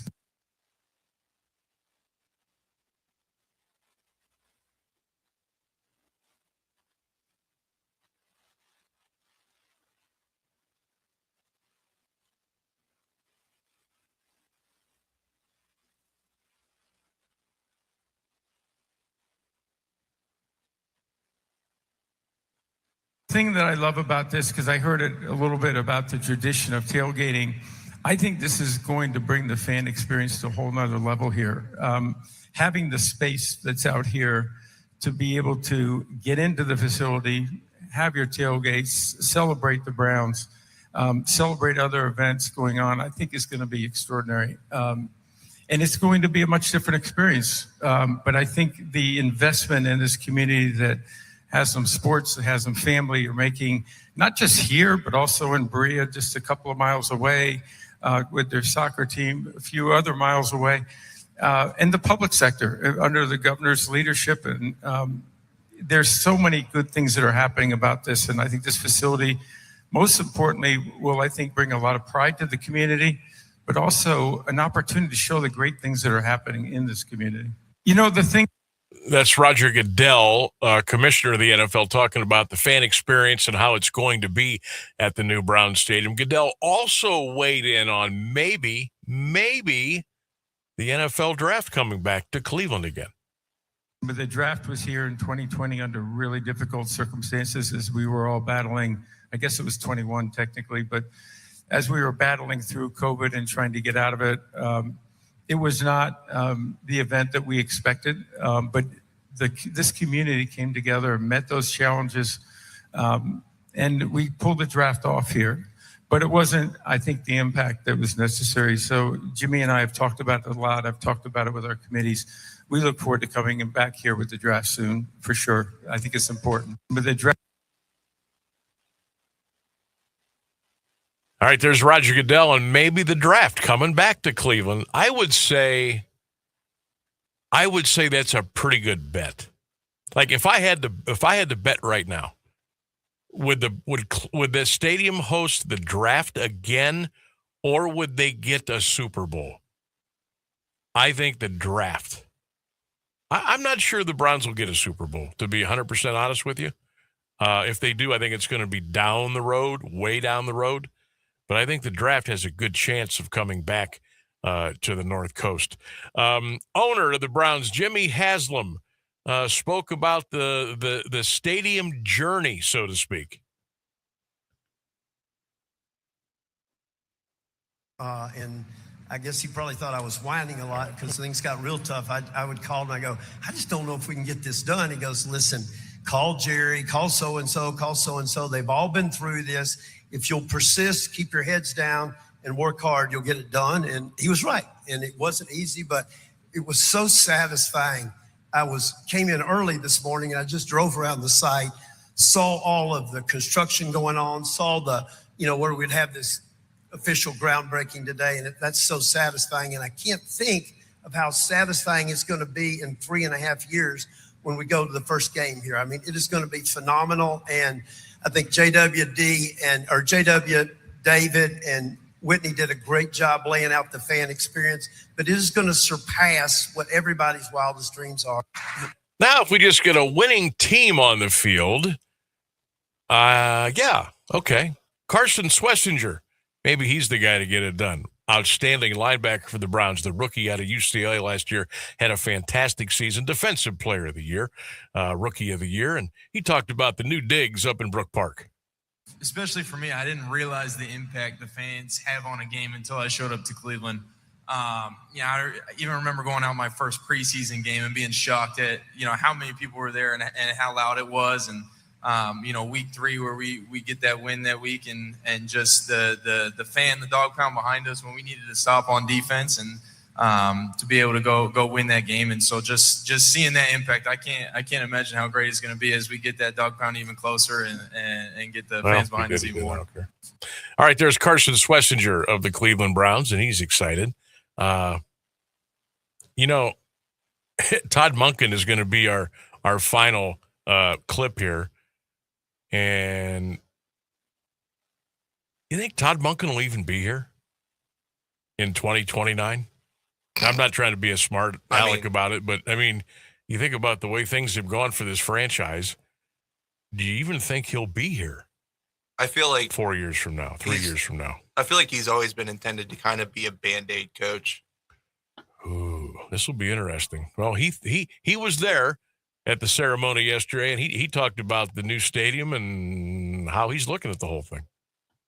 No, it's awesome. No one's going to be more excited than our quarterbacks, kickers, and punters. I can tell you that with the consistency. But you trade out the weather for the noise and the intimidating factor of the fans being right on top of the field. That's really cool. And it levels the playing field in terms of your preparation every week. And more stadiums are going to that. So I think it's going to be unique in that manner. There's Todd Monken, head coach of the Cleveland Browns. So they had a big old party yesterday up in Brook Park and the turning of the shovel, the dirt, and should be ready to play ball here coming up in 2029. I made sure to throw up just a screenshot of the whole set so everybody could get a scope of the pomp and circumstance. Oh, it was pomp and circumstance. Mm-hmm. Believe you me, Governor DeWine was there. A lot of other dignitaries were there. Hasn't this been a crazy story to follow? I mean, the fact that, the Browns have done nothing for the longest time. The fact that since the Haslams took over, the record it's been pathetic. And then, we heard the rumblings years ago about the talk of what they wanted to do. And then there was the whole big talk about, okay, should we spend it? Should they spend a ton of money on revamping and renovating the current stadium off the lake? Or were they going to go hog wild? Were they going to dig in, go all the way and say, we want a brand new stadium?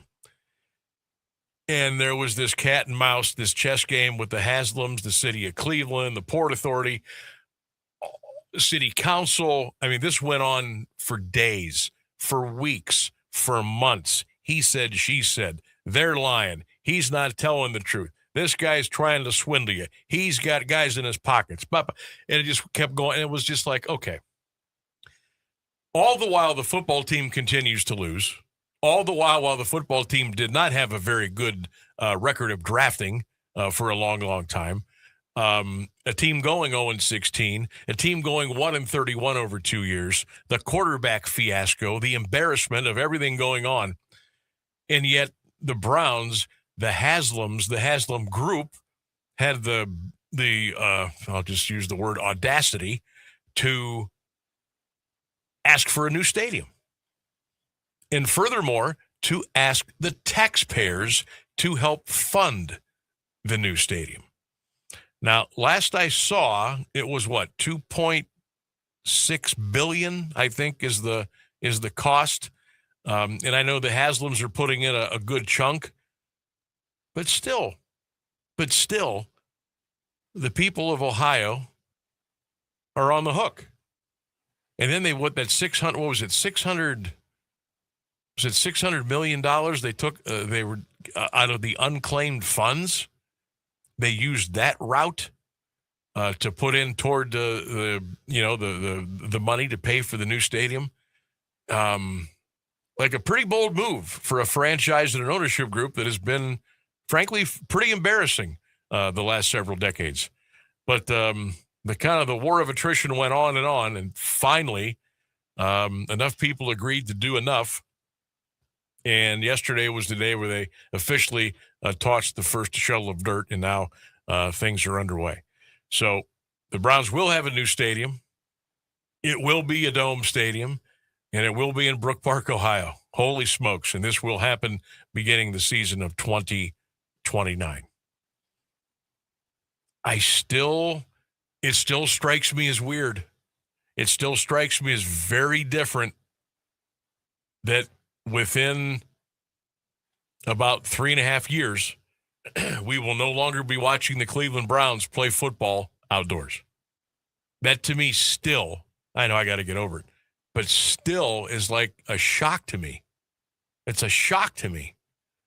And if you'd have told me when I was growing up that someday the Browns would have a home stadium and it would be a dome, I would have never believed you. But here we are. 2029 will be the day they open the doors up in Brook Park. Now, the next question is, can any of us afford to go? No, I can't. I know I can't. I mean, it's going to be a very expensive ticket. It's going to be a very expensive day to go watch the Browns in Brook Park in 2029. Parking, tailgating, tickets, merchandise, concessions. Whew. It's I wonder that what the percentage of the fan base now will be priced out and not able to go. The folks that have been season ticket holders for a long, long time, been with them through a lot of thin and very, very, very little thick. They have supported the team. They have gone on road trips to watch the team. They've bought merchandise. They've bought tickets. They did the PSL thing. Browns. And now some of these folks, maybe a good portion, are not going to be able to afford to go because they're going to get priced out. And that I have a problem with, but here we are. Let's take a break. 54 minutes past the hour.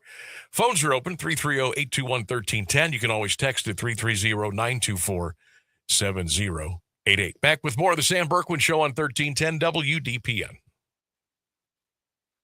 Ready to sink that winning putt? The Alliance Lions Club is bringing the heat to Fun Times Fun Park on May 16th for a massive miniature golf tournament. It's fun for all ages. For just $25, you get lunch, a t-shirt, and a shot at our hole-in-one contest and prizes. Sign-in starts at 9:15 a.m. Most importantly, we're putting for a purpose. All proceeds support the Ohio Lions Pediatric Cancer Foundation, providing vital research and family support. 1 in 285 children will face cancer by age 20. Let's help them beat the odds. Register by May 10th at alliancelions.itemorder.com or call David at 330-206-1179. Master the green and make a difference. We'll see you there. At Cleveland Clinic, every moment matters. So you unite as one to care for hearts like your very own. You push your minds to help heal theirs. And you forge new paths to help fight cancers. Because when defying the odds is what you do, the right care can change everything. For every care in the world, Cleveland Clinic.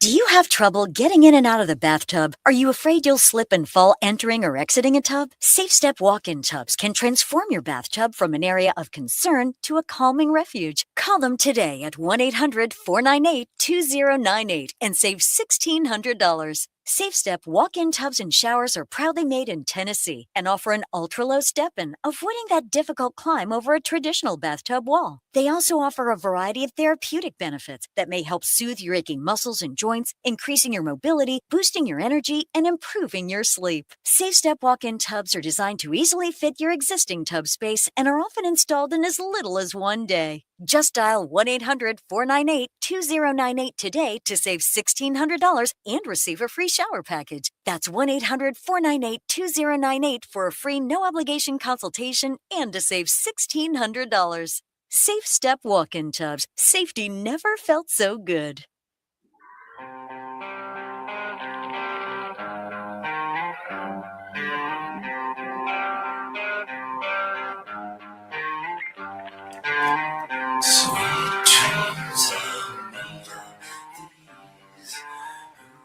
Every time I hear this song, I think of the movie House on Haunted Hill. Oh, yeah. This was the song they played at the beginning of the movie, remember? You're right, because Yeah. I just rewatched that a couple months ago. Yeah. I love that Every time movie. I hear, I do too. I do too. That's such a classic. Yeah. But every time I hear this, I think of the House on Haunted Hill. 57 minutes past the hour. We are 3 minutes away from the latest news and weather coming up here on 1310 WDPN. Hope all of you are enjoying your Fill in the Blank Friday. Today's Fill in the Blank Friday. In the year 19 blank was the best year of your life. What was the best year of your life? Jim says 1993, graduation year and not a care in the world. Ron Bagley says it was 95, first child born and a major job promotion.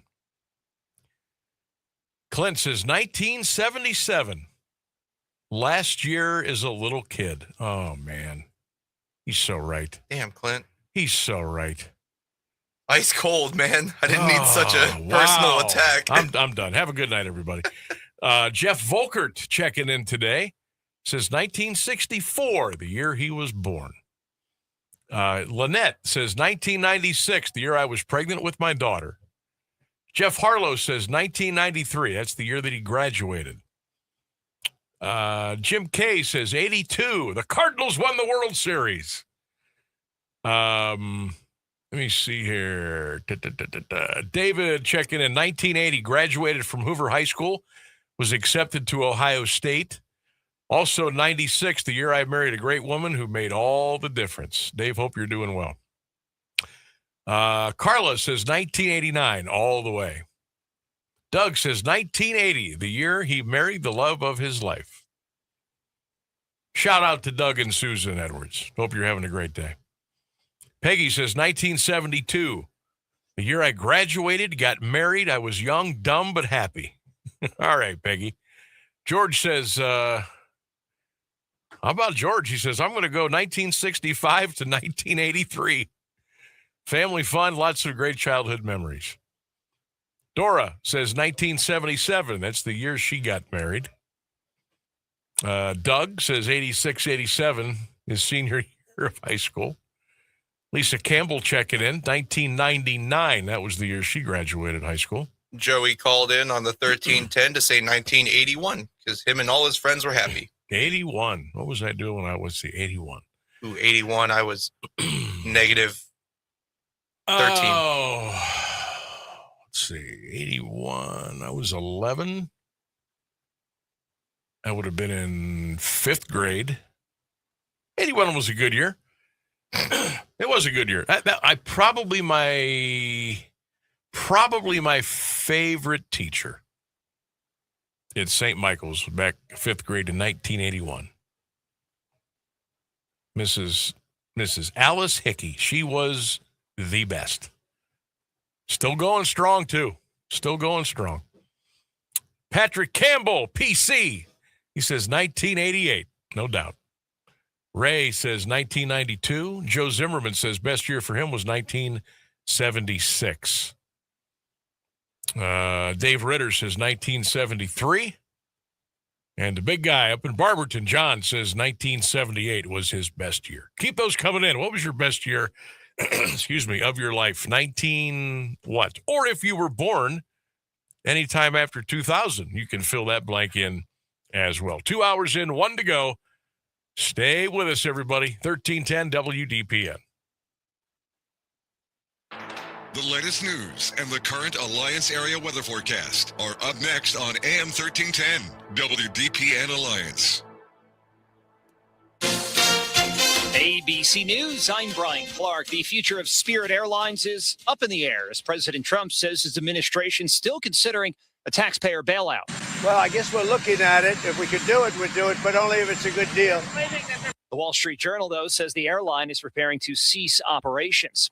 In a letter to Congress, the White House says the military operation in Iran has been terminated. It's day 60 since the U.S. attacked, and 60 days marks the point under federal law where the president's required to get approval from Congress to continue using military force. But President Trump today also called that law unconstitutional and said that he's considering more strikes against Iran, calling the latest proposal unsatisfactory. The organization in charge of the Oscars addressing AI in its new rules, saying that humans have to be at the center of the creative process, but that AI tools neither help nor harm the chances of getting a nomination. This is ABC News. Hi, I'm Zoe, a personal stylist at Macy's Herald Square, and I live for our friends and family sale because I can say yes to the brands my customers have been eyeing, like BCBG, 30% off, Kendra Scott, 30% off, Steve Madden, Levi's, yep, 30 off. And yes, there's 15 off Macy's Beauty and Fragrance too. Yes, you can also sign up for Star Rewards and earn faster at Macy's Friends and Family today. Savings off regular and already reduced prices. Exclusions apply. This is the story of the one. As a maintenance tech at a university, he knows ordering from multiple suppliers takes time away from keeping their arena up and running. That's why he counts on Grainger to get everything he needs, from lighting and HVAC parts to plumbing supplies, all in one place. And with fast, dependable delivery, he's stocked and ready for the next tip-off. Call 1-800-GRAINGER, click Grainger.com, or just stop by. Grainger, for the ones who get it done. Now, the latest Alliance area news from Clint Marshall on AM 1310 WDPN. Good afternoon. It's 5:02. The Canton City School District could close Gibbs Elementary on renew budget plans. Superintendent Jeff Talbert says the proposal includes school consolidations and staff cuts. If approved May 11th, Gibbs would shut down at the end of the school year, with most students moving to the new Timken Elementary. Closure aimed at helping eliminate a $17 million deficit. A Stark County judge has sentenced 2 men to prison for a Canton shooting that left a woman injured. Common Pleas Judge Frank Forshoni sentenced 20-year-old Brandon Brown and 21-year-old Jacob Prince of Plain Township 15 to 18 years each after they pleaded no contest Monday to felonious assault and weapons charges. Prosecutors say Selena Harmon of Canton was struck 4 times after Brown and Prince shot into a 10th Street Northwest home last June. She survived her injuries. Video evidence showed Brown and Prince running from the scene, and a recovered firearm was linked to the shooting. Long-term leadership transition plan in place for Jackson local schools. District officials say Superintendent Chris DiLoretto will retire in July 2027 after 16 years on the job. Jackson High School Principal Matthew Zeiders will become Associate Superintendent in August before taking over as Superintendent next year. The board also appointed Sauter Elementary Principal John Reindel as Chief Academic Officer. Timken Company moving to streamline its business with the sale of its belts division. Company announced a deal to sell the unit to Colorado-based Gates Industrial Corporation. Transaction expected close in the third quarter. The move part of Timken's strategy to improve margins and focus on more profitable areas. The Jackson-based maker of engineered bearings and industrial motion products says the belts business makes products used in industrial and consumer applications. A community food drive to benefit local veterans underway through May 31st across Stark County. Sheriff's Office and partner agencies collecting non-perishable shelf-stable donations at multiple drop-off sites, including the Sheriff's Office, Louisville Police Department, and the Law Enforcement Training Center in Massillon. Veterans Service Commission of Stark County also accepting donations at its Plain Township location. Former health inspector accused of falsifying dozens of food inspection reports in Columbiana County. 64-year-old Alan Masters pleaded not guilty Thursday in common pleas court to 23 felony counts of tampering with records. Prosecutors say the alleged activity spanned nearly a year and included inspections that were never performed.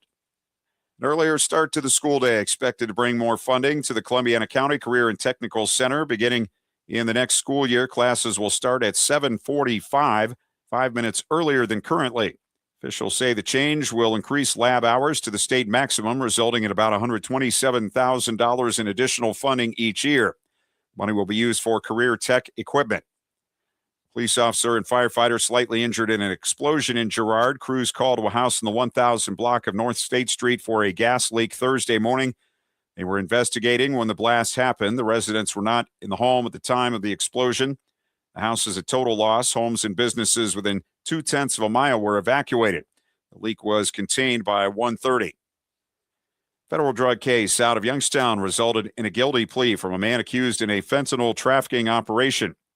The 25-year-old man from Youngstown admitted to conspiracy to distribute drugs in interstate travel in aid of racketeering. Scheduled to be sentenced August 4th, prosecutors say the operation shipped fentanyl pills from Arizona to the Youngstown area for resale between 2022 and 24. Sentencing handed down for a Milton Township man convicted of shooting at neighbors and police. 51-year-old Kelly Wiseman will serve 6 to 7.5 years in prison after a Mahoning County jury found him guilty of multiple counts of felonious assault in March. He was also convicted of tampering with evidence and discharging a firearm into a habitation. Prosecutors say Wiseman fired several shots during a dispute on Pricetown Road in July 2024 and also shot at responding officers. Youngstown police arrested a man for obstructing official business during an investigation into a Pennsylvania bank robbery. Officers said the 63-year-old gave inconsistent statements about his whereabouts. Police were first led to a vehicle linked to the robbery at a business on East High Street. The FBI now involved in the investigation into the Newcastle area bank robbery. Authorities have unsealed a federal indictment against a Warren man accused of child sex abuse material and drug offenses. 42-year-old Brandon Winter is charged with receipt, distribution, and possession of child pornography, along with possession of methamphetamine. Prosecutors say the alleged activity took place between 2023 and this March. Winter has been in the Trumbull County Jail since his arrest and is expected to be arraigned in federal court today. 44 degrees at 5:07. This is the local edition of WDPN News. I'm Clint Marshall. Meteorologist Mark Johnson has the latest forecast on AM 1310 WDPN. Showers gradually ending through the afternoon. You might even see a little bit of sunshine by late in the day. Our high cool, 51 degrees. Overnight, partly cloudy, cold, frosty. Our low in the middle 30s. I am Mark J. Weather from 3 News. Live from the AM 1310 WDPN studio, it's time for live and local sports talk. It's the Sam Bourquin Show. I'm ready. Give the show a call at 330-821-1310. Good call, Meatball. Watch the Sam Bourquin Show on the AM 1310 Facebook page, the Q92 YouTube page, and on X. This is the Sam Bourquin Show on AM 1310 WDPN. That's including the 20 points per game. McBride hits a three. What a run for the Knicks. Denver will not foul.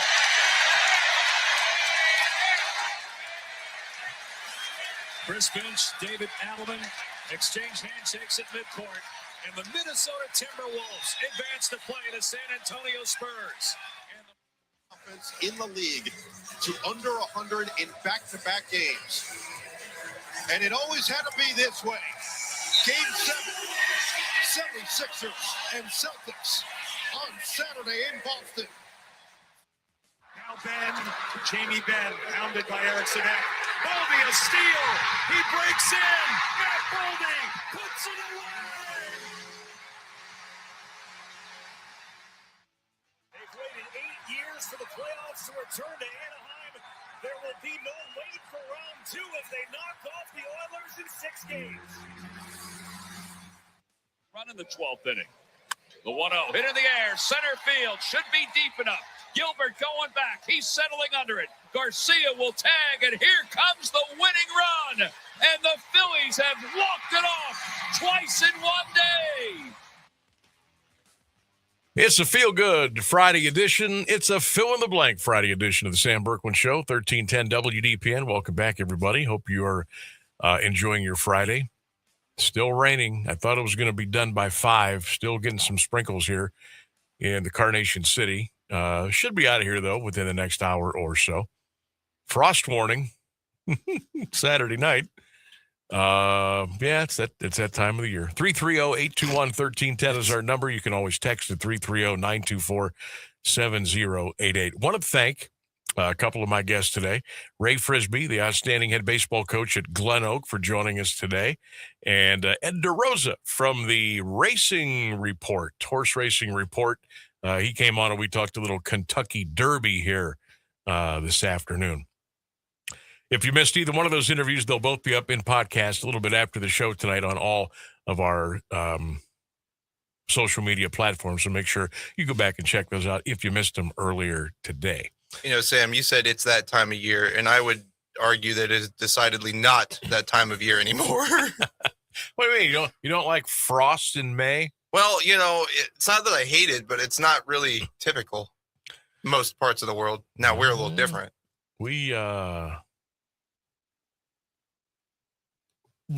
Okay, so you're 30. When do you ever remember snow in the month of May?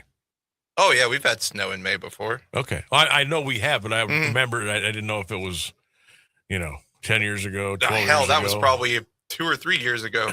Really? We had measurable snow in May? I don't know if measurable. Because I really don't, I guess you kind of have to count flurries as snow.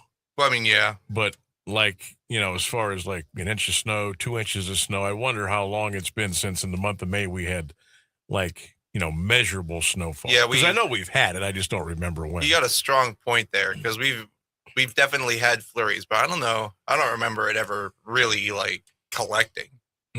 Because the month of April, did we get any snow? I think we had some flurries, maybe. Maybe.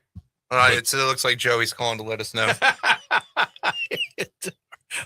Our backup staff meteorologist, Joey, the pride of Alliance, Ohio. Oh, my God.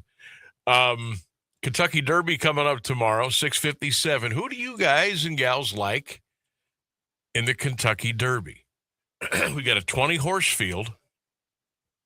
Renegade is the favorite at 4-1. We had Ed DeRosa on from the Racing Report. He likes Further Ado at 6-1. He likes Chief Wallaby 8-1. We both like a horse called Commandment at 6-1. And then he said he had a little long shot play on a horse out of the 10 spot, Wonder Dean, at 30-1. All right, Joey gave me numbers. I'm going to try not to mix them up. Okay. Said April of 87 was a crazy amount of snow. Oh, God, I remember that. I remember that. I got stuck in I got stuck. No, it's too much information. I remember because that was like 14, 15 inches of snow. That's insane. We were stranded at a hotel. A big group of us. It was, it had to have been, was it prom? I don't know what it was. But, yeah, I remember we could not get out. We couldn't get out. It was that bad. I think he said May of 74, he remembers some snow. Ooh. Now, that one I don't remember. Well, you would have been, what, 4? 4, yeah. Mm-hmm. But I bet I was outside playing in it if I was 4. And if it was snowing in May, I would have been outside over there on Heritage Avenue off of Fulton. That's where I was then before we made the big 3/4 of a mile move to Lakeside Avenue off of Fulton. But yeah, snow in May back in, okay. I didn't remember that. But the Derby tomorrow, who do you guys like in the Derby? Anybody got a long shot? Like there's a couple of 50-1s. There's a couple 30-1s. I like the 9-horse, the Puma. Morning line was 10-1. It's now 7-1. That's the horse that's owned by Bruce Zolden, who owns Phantom Fireworks. That's his horse, the Puma. So I might put a little bit on that. Marie called in to let us know there was a good amount of snow in May of 1967. Ooh, Marie, thank you for that. Thank you very much. Maureen, I'm sorry. I left the N off. Maureen. Okay. I said it. I don't know why I said it like that. That's all right. 67. Yeah. Snow in May. So we've had some, but not a lot over the last 50 years. So I guess I was just lying because it was long before I was ever born. See there, we outed him. See, when you're sleep deprived, you lie. That's what happens. A lot of things go wrong when you're sleep deprived. Your brain stops working the way it's supposed to. That's what happens when you get up at 3 and you lie by 5 o'clock in the afternoon. Now, just to be clear, we had some hiccups in the show earlier, but that was because Sam mislabeled things. That was not my exhaustion. I mislabeled J.W. Johnson for Roger Goodell, but that was my fault. You're gonna pull back the curtain on my exhaustion, or we'll pull back the curtain on that. Well, see, you have an excuse. Yeah, that's fair. You're exhausted. I don't have an excuse. Well, we all make mistakes. Dumb. I'm just going through that.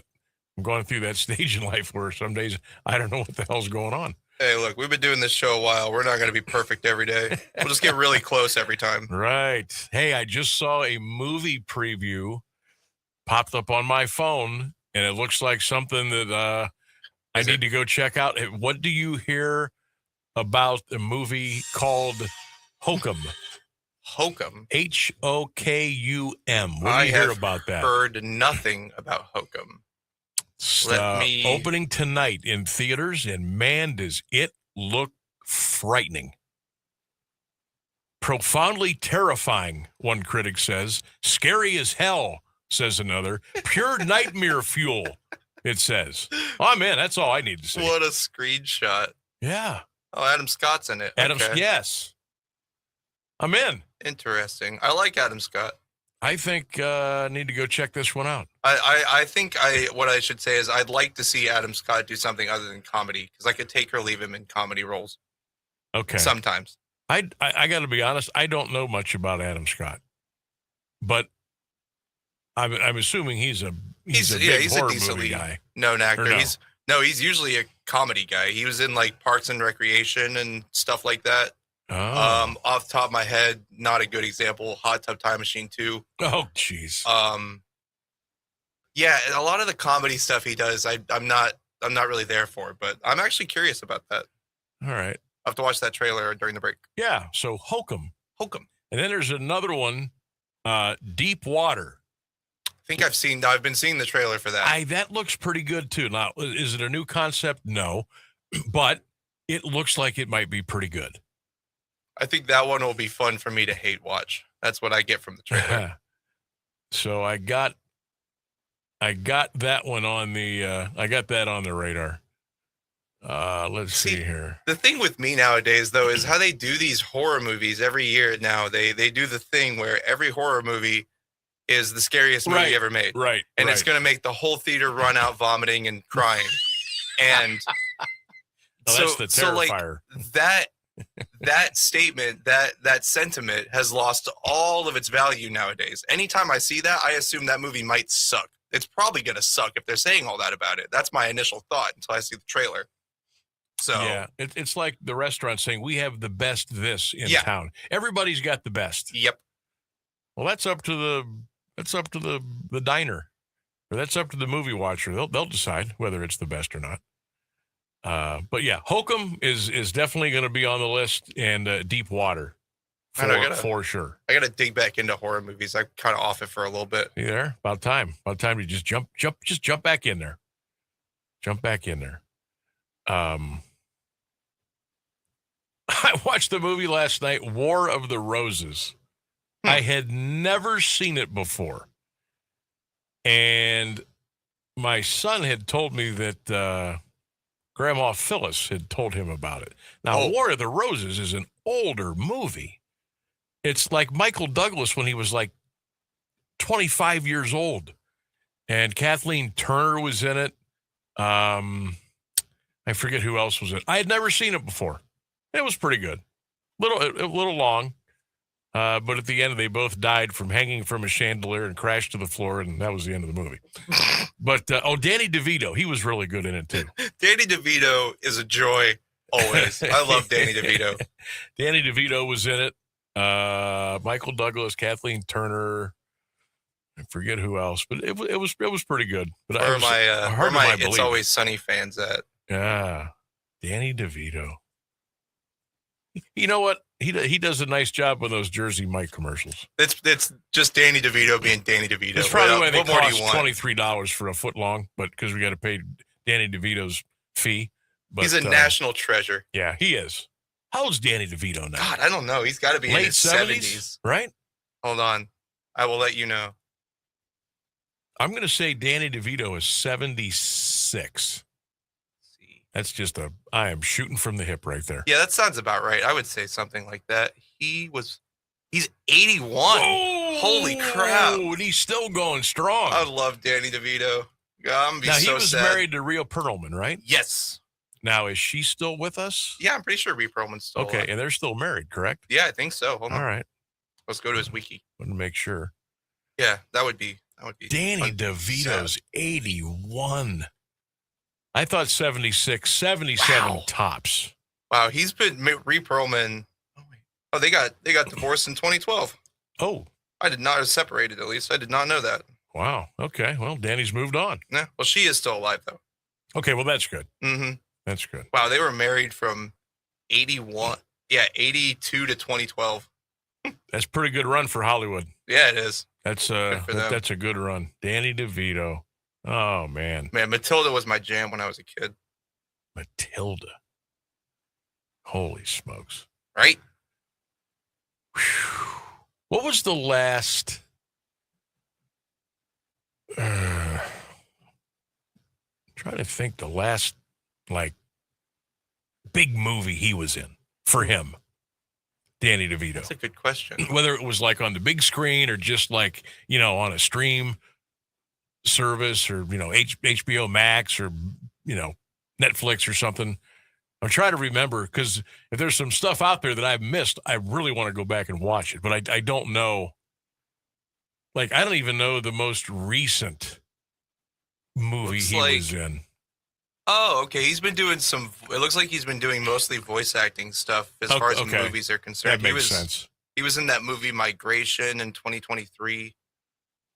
That's the most recent thing I'm seeing on here mentioned, which sounds about right. 2023. I mean, good Lord, he was 77. 70s. What is he now? 81? 81. So he would have been 78. 70. Oh my gosh. Good for him. Yeah, man. He's still doing It's Always Sunny too. And that show is so ridiculous. Danny DeVito. He is a national treasure. I know. I was watching a thing with him talking about Hercules, and they showed him a clip where he's singing in it, and he's sitting there and he's like, I sang in that? Doesn't even remember. Like, I love it. He didn't even remember. Oh, that's funny. Wow. Taxi. Just started thinking about Taxi. I came across a little 30, 40-second thing on TikTok. They played the top 5 television show theme songs from TV shows. And Taxi was on there. So I got to hear about 8 or 9 seconds of Taxi. And I started thinking about the show back in the day. Judd Hirsch and Danny DeVito and Tony Danza. And it's crazy how many people from that show are still alive.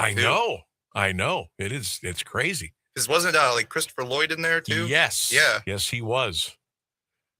You can still I watch Taxi every once in a while. I'll come across it and I'll watch it for a little bit and laugh and think about, man alive, how much time has gone by since it was out the first time. 25 minutes past the hour. Phones are open, 330-821-1310. This is the Sam Bourquin Show on a fill-in-the-blank Friday on 1310 WDPN. AWP Safety, North America's leading traffic safety company, wishes the best of luck to Stark County student athletes this fall, and they need you. Join AWP as a protector for steady work and an important job keeping people safe. They offer paid training, certification, referral bonuses, and advancement opportunities. To apply, visit jobs.awpsafety.com. That's jobs.awpsafety.com. I'm Angela Bassett. As a first responder on screen, I know what it means to act fast in an emergency. In real life, the same urgency can save lives, especially when it comes to a food allergy. For 33 million Americans, one bite can turn an ordinary meal into a life-threatening reaction. And too often, they don't have the one thing that could save them, epinephrine. But emergencies don't wait. And when a severe reaction happens, being prepared makes all the difference. Now, there's a needle-free option, a new way to carry epinephrine that makes it easier than ever to be ready. No needles, no hesitation, because when the unexpected happens, the best thing you can do is be ready. Know the risk, know the options. Be ready to act. Learn more at foodallergy.org/ready to act. I think we can all agree. Over the last few years, things have gotten weird. Weird, confusing, and at times pretty scary. And for our kids, these things can be overwhelmingly stressful. And can increase the risk for mental health problems as they grow. But there's so much hope. Scientific research and real-life experience tell us that the number one antidote to stress is authentic, trusted relationships. So that's why I. That's why we. That's why I am committed to building and maintaining a trusted space. For the students I influence every single day. Until schools across the country can proudly call ourselves a trusted space. This is a trusted space. This is a trusted space. This is a trusted space. This is a trusted space. This is a trusted space. Access free films and resources to build trusted spaces in your schools and communities at atrustedSpace.org. Stranger.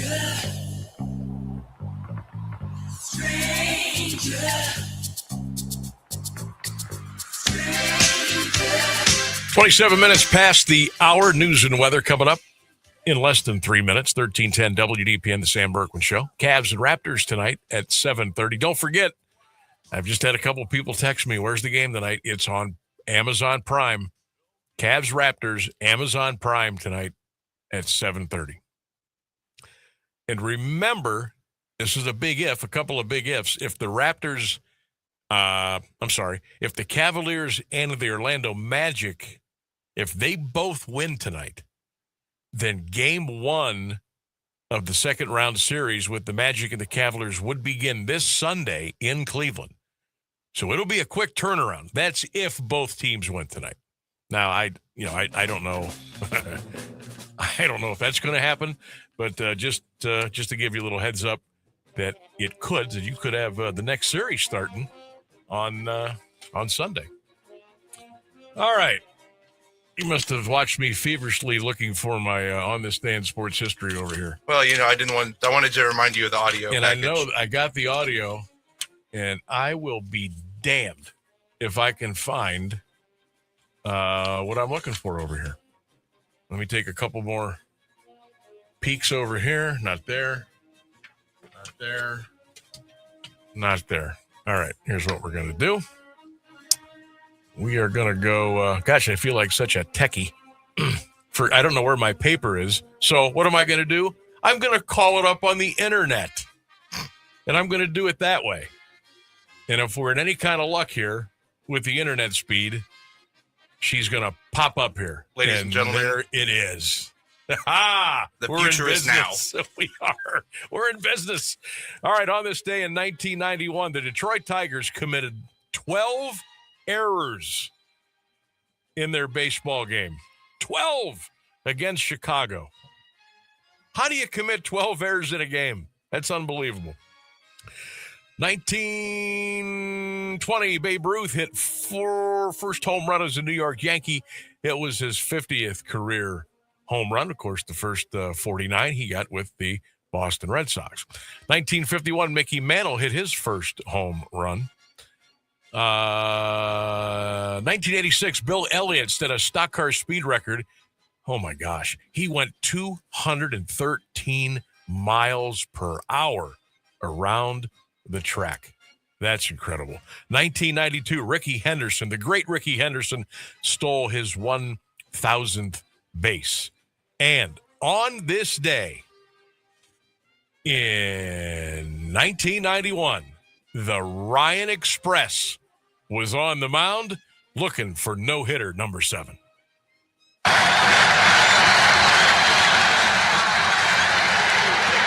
it.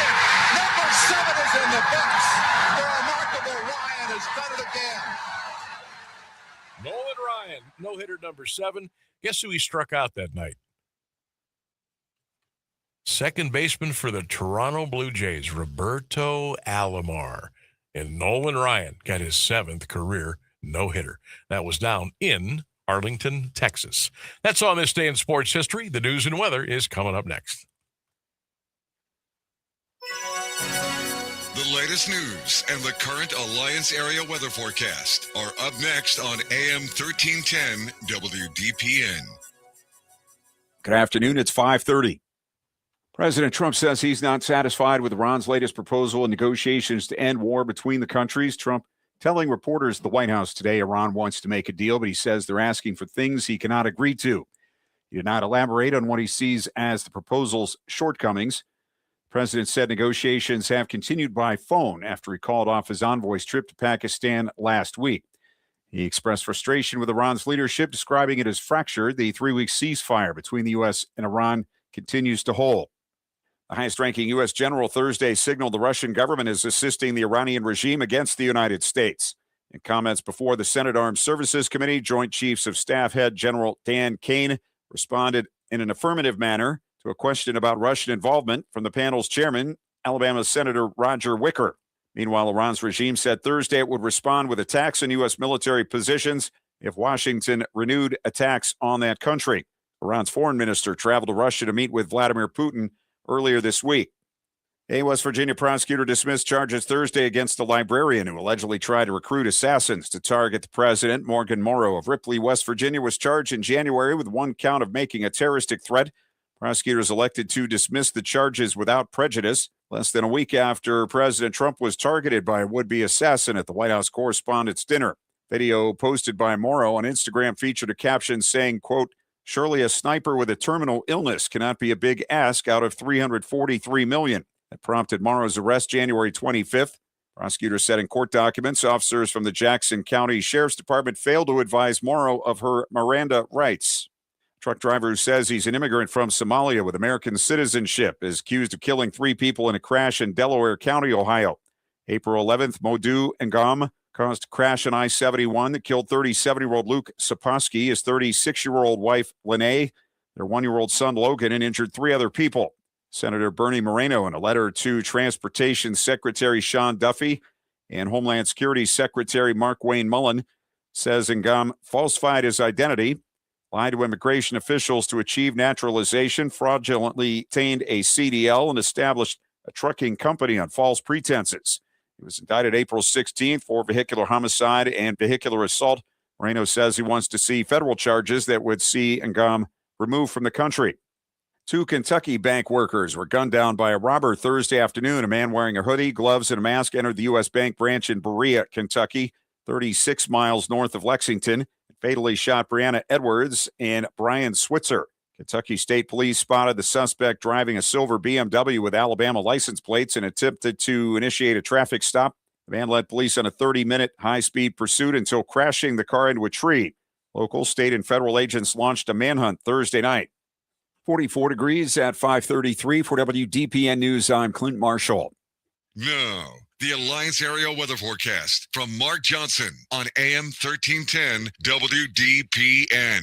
A few lingering rain showers for your Friday afternoon, maybe a peak of sunshine by late in the day. It's going to be chilly, 51 degrees. Overnight, a partly cloudy sky on the way. Get ready for scattered frost. Our low, 36. From the 3 News Weather Center, I'm Mark Johnson.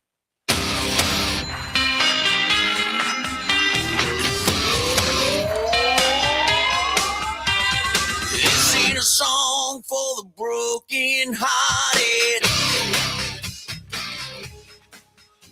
35 minutes past the hour. Welcome back to the Sam Bourquin Show. 330-821-1310 is our telephone number, 330-821-1310.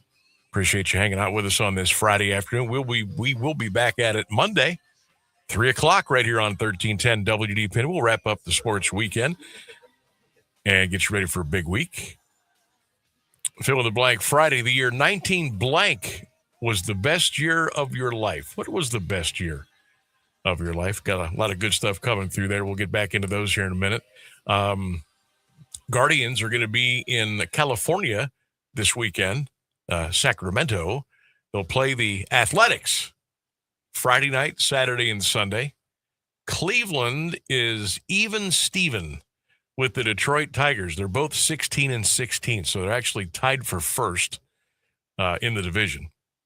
White Sox, a surprising 14-7.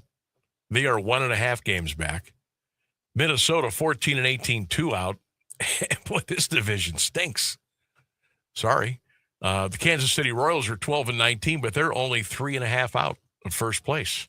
So Detroit and Cleveland, both 32 games in, and they're both even 16-16. All right. We got Tom in Salem on the line right now, Sam. Uh-oh. Sounds serious. No, it's not. I was just letting you know. Okay. All right. Before I get to Tom, I just want to run down a couple stats here for the Guards. While we were on there. Brian Rocchio, the team leader in batting average at 283. Jose Ramirez, the team leader in home runs, he has 6. Jose's only hitting 222. Ouch. 222 and 12 RBI. That's not good. But he'll come around. He'll be all right. Parker Messick, ERA leader at 1.73. Gavin Williams, 5 wins. And he's also has 53 strikeouts on the year so far for Cleveland. So the A's and the Guardians this weekend out in Sacramento, they're going to play at that AAA ballpark. I forget what it's called, but it seats about 10,000 people. And it's a little bit different watch on TV, but go check it out tonight. 9:40, the first pitch tonight, and then 4:05 first pitches on Saturday and Sunday. Then you got the Cavs tonight against the Raptors. That's at 7:30. Got the Derby tomorrow, the Kentucky Derby, 6:57 post time. Lots of stuff going on this weekend. Let's head over to Salem and check in with our radio brethren, Tom, joining us on this Friday afternoon. Tomas, how are you? Sammy, my radio brother, what is going down in Sammytown? What's going on, man? I'm in the home stretch. Not that I'm counting, because we all know that I love what I do, but it's 5:38 and it's almost time to get out. Yeah, and especially since you get that early start, man. I mean, I'm going to bed when you're getting your start. That's right. We are on different schedules, aren't we? Yes, we are. But when high school football season comes around, we're all on the same one. We're on the same clock. That's good. That's good to Sammy, hear. I got to tell you, you posed a question earlier in this week about the 76-team NCAA tournament. Yes. And this, to me, when I look at this, if they do something like that, the NCAA does not make any money on football. They make nothing. Unless, of course, they charge Michigan with something and take $30 million from them. Hey, I'm all for that. Yeah. But the only way they make their money is on the tournament. So you can see them adding more teams just because of that. But to me, it's like high school basketball tournaments where everybody plays. The first couple of rounds are just, oh my God, they're so bad. Yeah. And so you're watering down the sport because you want them out there and playing more games. But Sam, back in the 70s, Ohio State played 27 regular season games. They played 18 conference games, and then they played 8 to 9 non-conference games. Okay. If you're going to do this, then you got to start coming back a little on these games, like the Big Ten football with the conference championship. I'm hearing lots of stuff out west about this coming to an end in the next couple of years. I think you're right. I know they're already talking about it. I think you're right. And you know what? I'd be good with it because I think as fun as some of the games have been and some of the build-up and the this and that and the pomp and circumstance, I think and not to get too far off topic, but I think the college football conference championship games, I think that's lost its juice. I think it's time to move on. Yeah, and the biggest proponent of this proposal is the SEC. Yeah. And I could see it happening. And then have a commissioner of the sport set some collective bargaining. And it's just like here in basketball. You've got very similar problems. You don't have the same payrolls. But, Sam, we got to get some stuff solved. I know the NCAA has come out and has given you 5 years. You get 5 years no matter what. Right. And then it's time to go. So hopefully this has got something to back it, like coaches, like the college coaches association, I think it's called. And back in the day, it used to be called the College Football Association. Right, CFA. the CFA. Yeah, that's right. Yeah, CBS was a collective bargainer of that. Yep. With that group, and that's what got us to where we are today. So, looking at this in the future, the only thing I can say, Sam, is if we're going to add more, let's get some stuff in place, some collective bargaining in place, and because sports desperately needs it. The pros they have a model. It's as dysfunctional as some of the players are. They have a model, right? And if you can do this in the college game, Sam, I can guarantee you. Looking at Indiana, if you'd have told me 10 years ago Indiana was going to win a national championship, I'd tell you that marijuana was legal in Ohio. Wait a minute. I'm sorry. Wait a minute. And not only that, Tom, not only did Indiana win a national championship in football, they bludgeoned people along the way. It wasn't some stroke of luck, right? Yeah, that's the best team I've ever seen come out of this conference. Oh, me too. When you beat Alabama 37-3. Yeah, toyed with them. They toyed with them. Yeah, you were toying with them. It was insane. And this is what you're going to get now. And teams are just going to spend money. John Cougar Mellencamp's going to give them all the money. Cuban's going to give Mark them all the money. Yep. And that gravy train's going to keep going until it does. Yep. Yeah, you're right. This could be, we all get excited and we have a little knee-jerk reaction about when certain things happen. We say, wait till, well, I'll tell you what. Hey, if the checks keep rolling in and Kurt Cignetti knows how to spend it, this Indiana football train's not getting off the track anytime soon. No, it's not. It's not. And the one that might be getting off the track, Sam, and I know we're pressed for time here, Michigan. Well, I got to tell you, Sam, that quarterback they got. What is wrong with Bryce Underwood? Is better. I thought, yeah. What is going on with Bryce Underwood? Well, I think he stinks. I think he's a worse Terrell Pryor. What did they pay him? The Army could kick his butt, Sam. Yeah, I can't believe he is playing as poorly as he is. I literally can't believe it. He has no talent at all. He throws off his back foot. I think if they ran the triple option or the spread with his athletic ability, I think they'd be okay. Might be better off. Ran into opponents. But this quarterback behind him, what's his name, son or cousin, or what's his grandson, Lloyd Carr's grandson. Yeah, I think he's a keeper. You know, and I think he's a great. I watched him throw the ball. His presence in the pocket, the way he was throwing off his feet, the way he was pointing his feet where he was throwing the ball. Sam, they got their guy. It's just not the guy that was there last year. Yeah, it'll be fascinating to see how long they go. I mean, they see here now, Tom. You got that financial obligation. Right. And anymore, it's not like, well, it's like, who are we giving more money to? I mean, it's the only reason Deshaun Watson's even on a roster and is probably going to take snaps on the opening day in the NFL is because of the money. And with these college kids now, when you need them, Sammy. yeah, right. These kids in college now that are getting 5, 10, 8, 9, 10, whatever, the big star players. I mean, you got to play them. You have to play them. So All yeah, about the money, brother. that's right. Well, it'll be another rough year for Michigan. So hopefully that'll be good. You and I, we always enjoy that. That's right. Tomas, always a pleasure, man. Before you go, when you and I are talking, when you and I are doing a sports show, Ohio State has not lost to Michigan since 2011. Ooh, we got a 15-game streak going, 15-year streak going. That's your booty, we do. I like it. That's a good number. Tom, always a pleasure, brother. Have a good weekend. All right, man. Until next week, my radio brother. There he goes. Tom in Salem checking in here on 1310 WDPN. Yeah, Bryce Underwood. He got all the accolades, all the bouquets. Oh, he's going to be the greatest quarterback in Michigan history. Oh, maize and blue. I don't see it, man. I don't see it. Unless he, somehow miraculously turns it around. But again, he's getting a lot of money to go to Michigan and play football. So, we'll see how that goes. All right.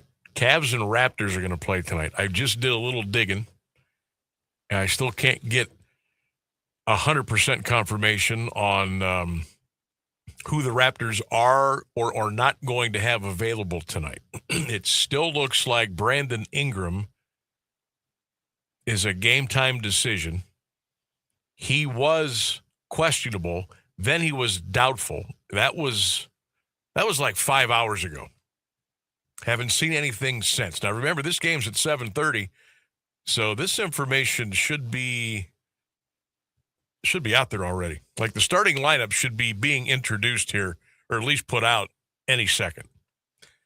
We know that Emmanuel Quickley's not going to play. Scotty Barnes had a right quad injury, game 5, but he is not on the injured list, so he will play tonight for Toronto. Cavaliers look healthy.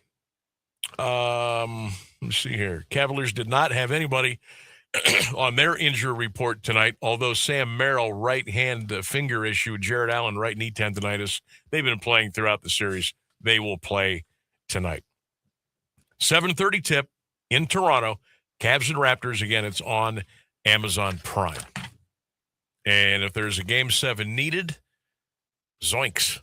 That'll be Sunday in Cleveland at a time to be determined by our good friends on the television networks.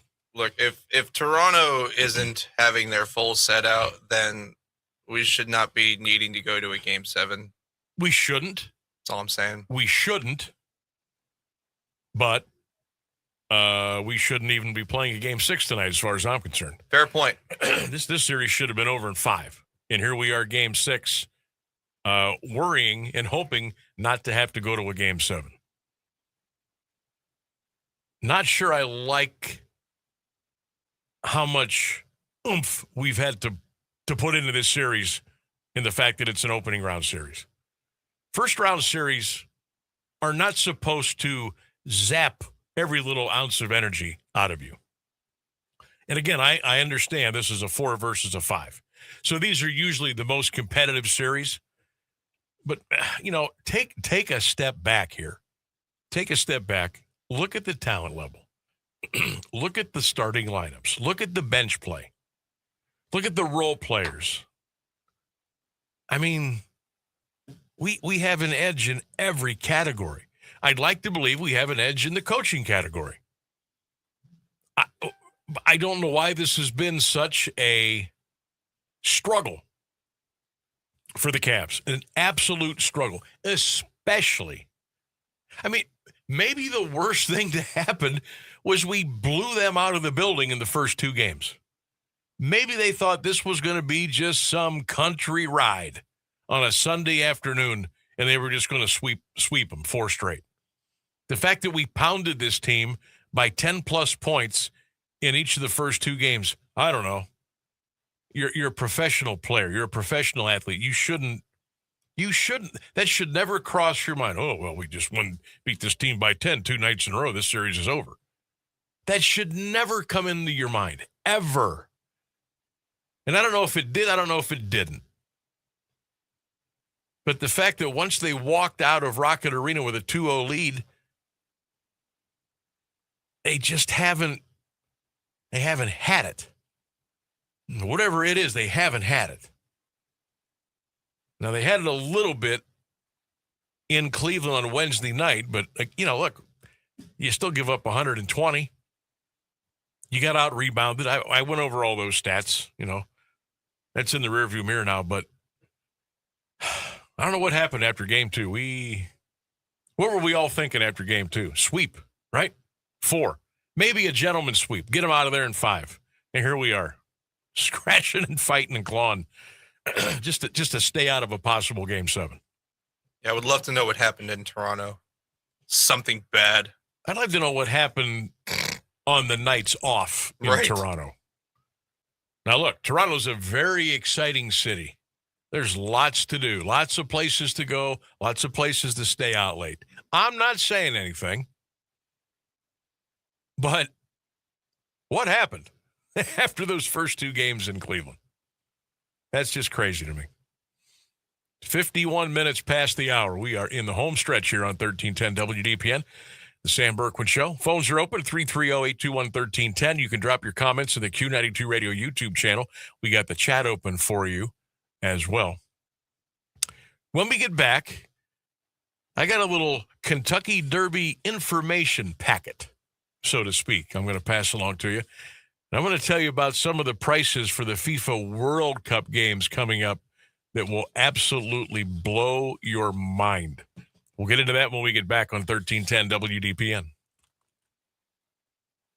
Do you have trouble getting in and out of the bathtub? Are you afraid you'll slip and fall entering or exiting a tub? Safe Step walk-in tubs can transform your bathtub from an area of concern to a calming refuge. Call them today at 1-800-498-2098 and save $1,600. Safe Step walk-in tubs and showers are proudly made in Tennessee and offer an ultra-low step-in, avoiding that difficult climb over a traditional bathtub wall. They also offer a variety of therapeutic benefits that may help soothe your aching muscles and joints, increasing your mobility, boosting your energy, and improving your sleep. Safe Step walk-in tubs are designed to easily fit your existing tub space and are often installed in as little as 1 day. Just dial 1-800-498-2098 today to save $1,600 and receive a free shower package. That's 1-800-498-2098 for a free no-obligation consultation and to save $1,600. Safe Step walk-in tubs. Safety never felt so good. For many of our brave service members, the battle never ends. American Humane Society is dedicated to supporting our heroes, both human and canine. Through their Pups for Patriots program, specially trained service dogs are provided to military veterans or retired first responders at no cost. American Humane Society also reunites retired military working dogs with their handlers, heroes who served on the front line. American Humane Society is there, ensuring that no hero is left behind. Donate today at AmericanHumane.org. The impact of a meal goes well beyond feeding our bodies, because when people don't have to worry about where their next meal is coming from, they can truly thrive, like Marta. And now we'll hear from our class valedictorian, who with our hard work never ceases to amaze us. Please welcome Marta Moreno.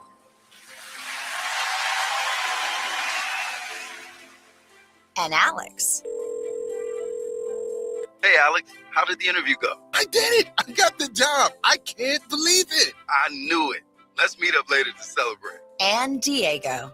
Mom, I got first place at the science fair with my volcano project. That's amazing, sweetie. Congratulations. Because when people are fed, futures are nourished, and everyone deserves to live a full life. Join the movement to end hunger at feedingamerica.org/actnow. feedingamerica.org/actnow. A public service announcement brought to you by Feeding America and the Ad Council.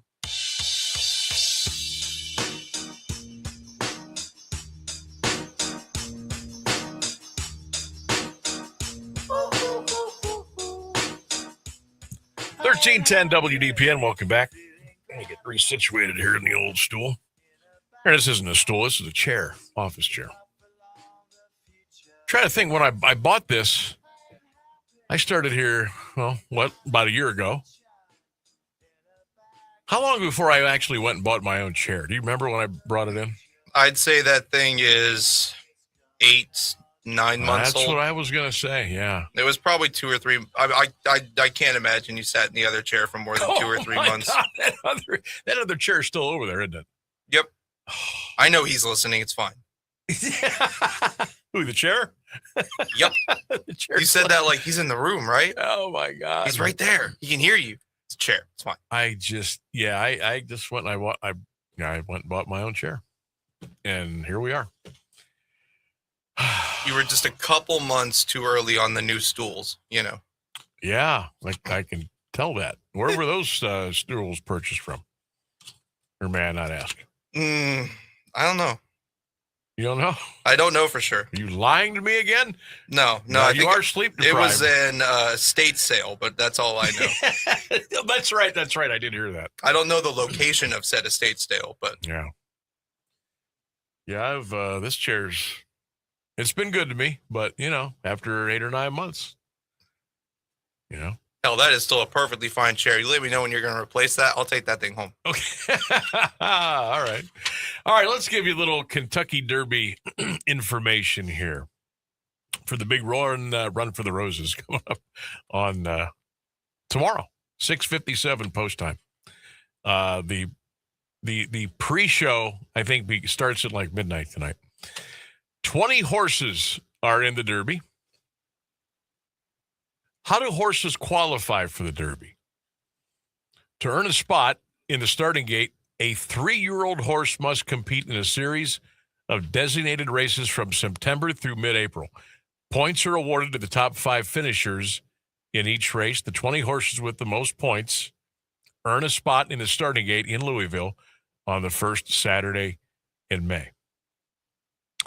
Who is the favorite in this year's Derby? Renegade, trained by Todd Fletcher, who's had a lot of winners in his career. Irad Ortiz Jr. will be the jockey on Renegade. Let's see here. What time is the Derby start? Post time is 6:57. How can fans watch? Coverage of the Derby will begin at 2:30 Eastern time on NBC.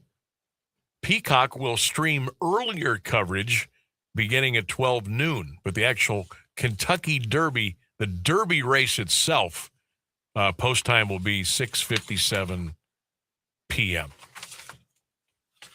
Got a couple more nuggets here. Here's a good one. Which post has produced the most Kentucky Derby winners? Horses coming out of the 5 post have won 10 Kentucky Derbies over the years. Who won Rainsburg, do you remember who won last year's Kentucky Derby? Wow, you're going to really try my brain here. I don't know if I could even give you any of the names of the horses from last year. His name was brought up in our interview with Ed DeRosa today, if that helps you. Look, man. Sovereignty. That does ring a bell, yeah. Was the winner. He went off the boards at 7-1. What is the purse for the 2026 Kentucky Derby?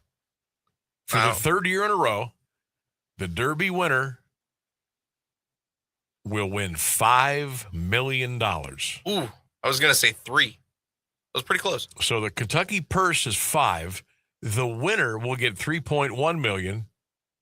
Oh, I was right. While the runner-up will get $1 million. So there's a little nuggets for you on the Kentucky Derby. Now, follow me tomorrow on social media. I'll let you know who I'm going to put a couple of wagers on and give you some picks tomorrow.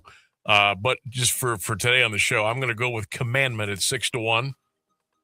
And then I'm going to do a trifecta with Commandment, number 1, number 12 horse Chief Wallaby, and then I'm going to go with Further Ado out of the 17th spot. Then I'm going to pick a little. I'm not picking Renegade. I'm not picking the favorite tomorrow. And if I had to go with a long shot, I'm going to go with Pavlonian. It's a 30-1 horse out of the 15th post tomorrow at the Kentucky Derby. All right, we have run out of time on this Friday afternoon. Thanks to Rainsburg. Great job as always. Now go home and get some sleep. Thanks. You'd like that, wouldn't you? You need some sleep, man. Just crash out. Crash out. Thanks to all of you for calling and emailing and texting and being a big part of our show. We love when you do that Monday through Friday at 3 until 6 here on 1310 WDPN. And we'll come back and do it all over again on Monday. We'll recap the Derby. We'll recap the Cavs Raptors. Heck, we might be talking about a new series by Monday. We'll see how things go tonight. We'll check in on the Guardians and what else happened over the sports weekend as well. So until then, and as always, go Bucks, go Browns, go Guards. Come on, Cavs. Have a great weekend, everybody. We'll see you back here on Monday.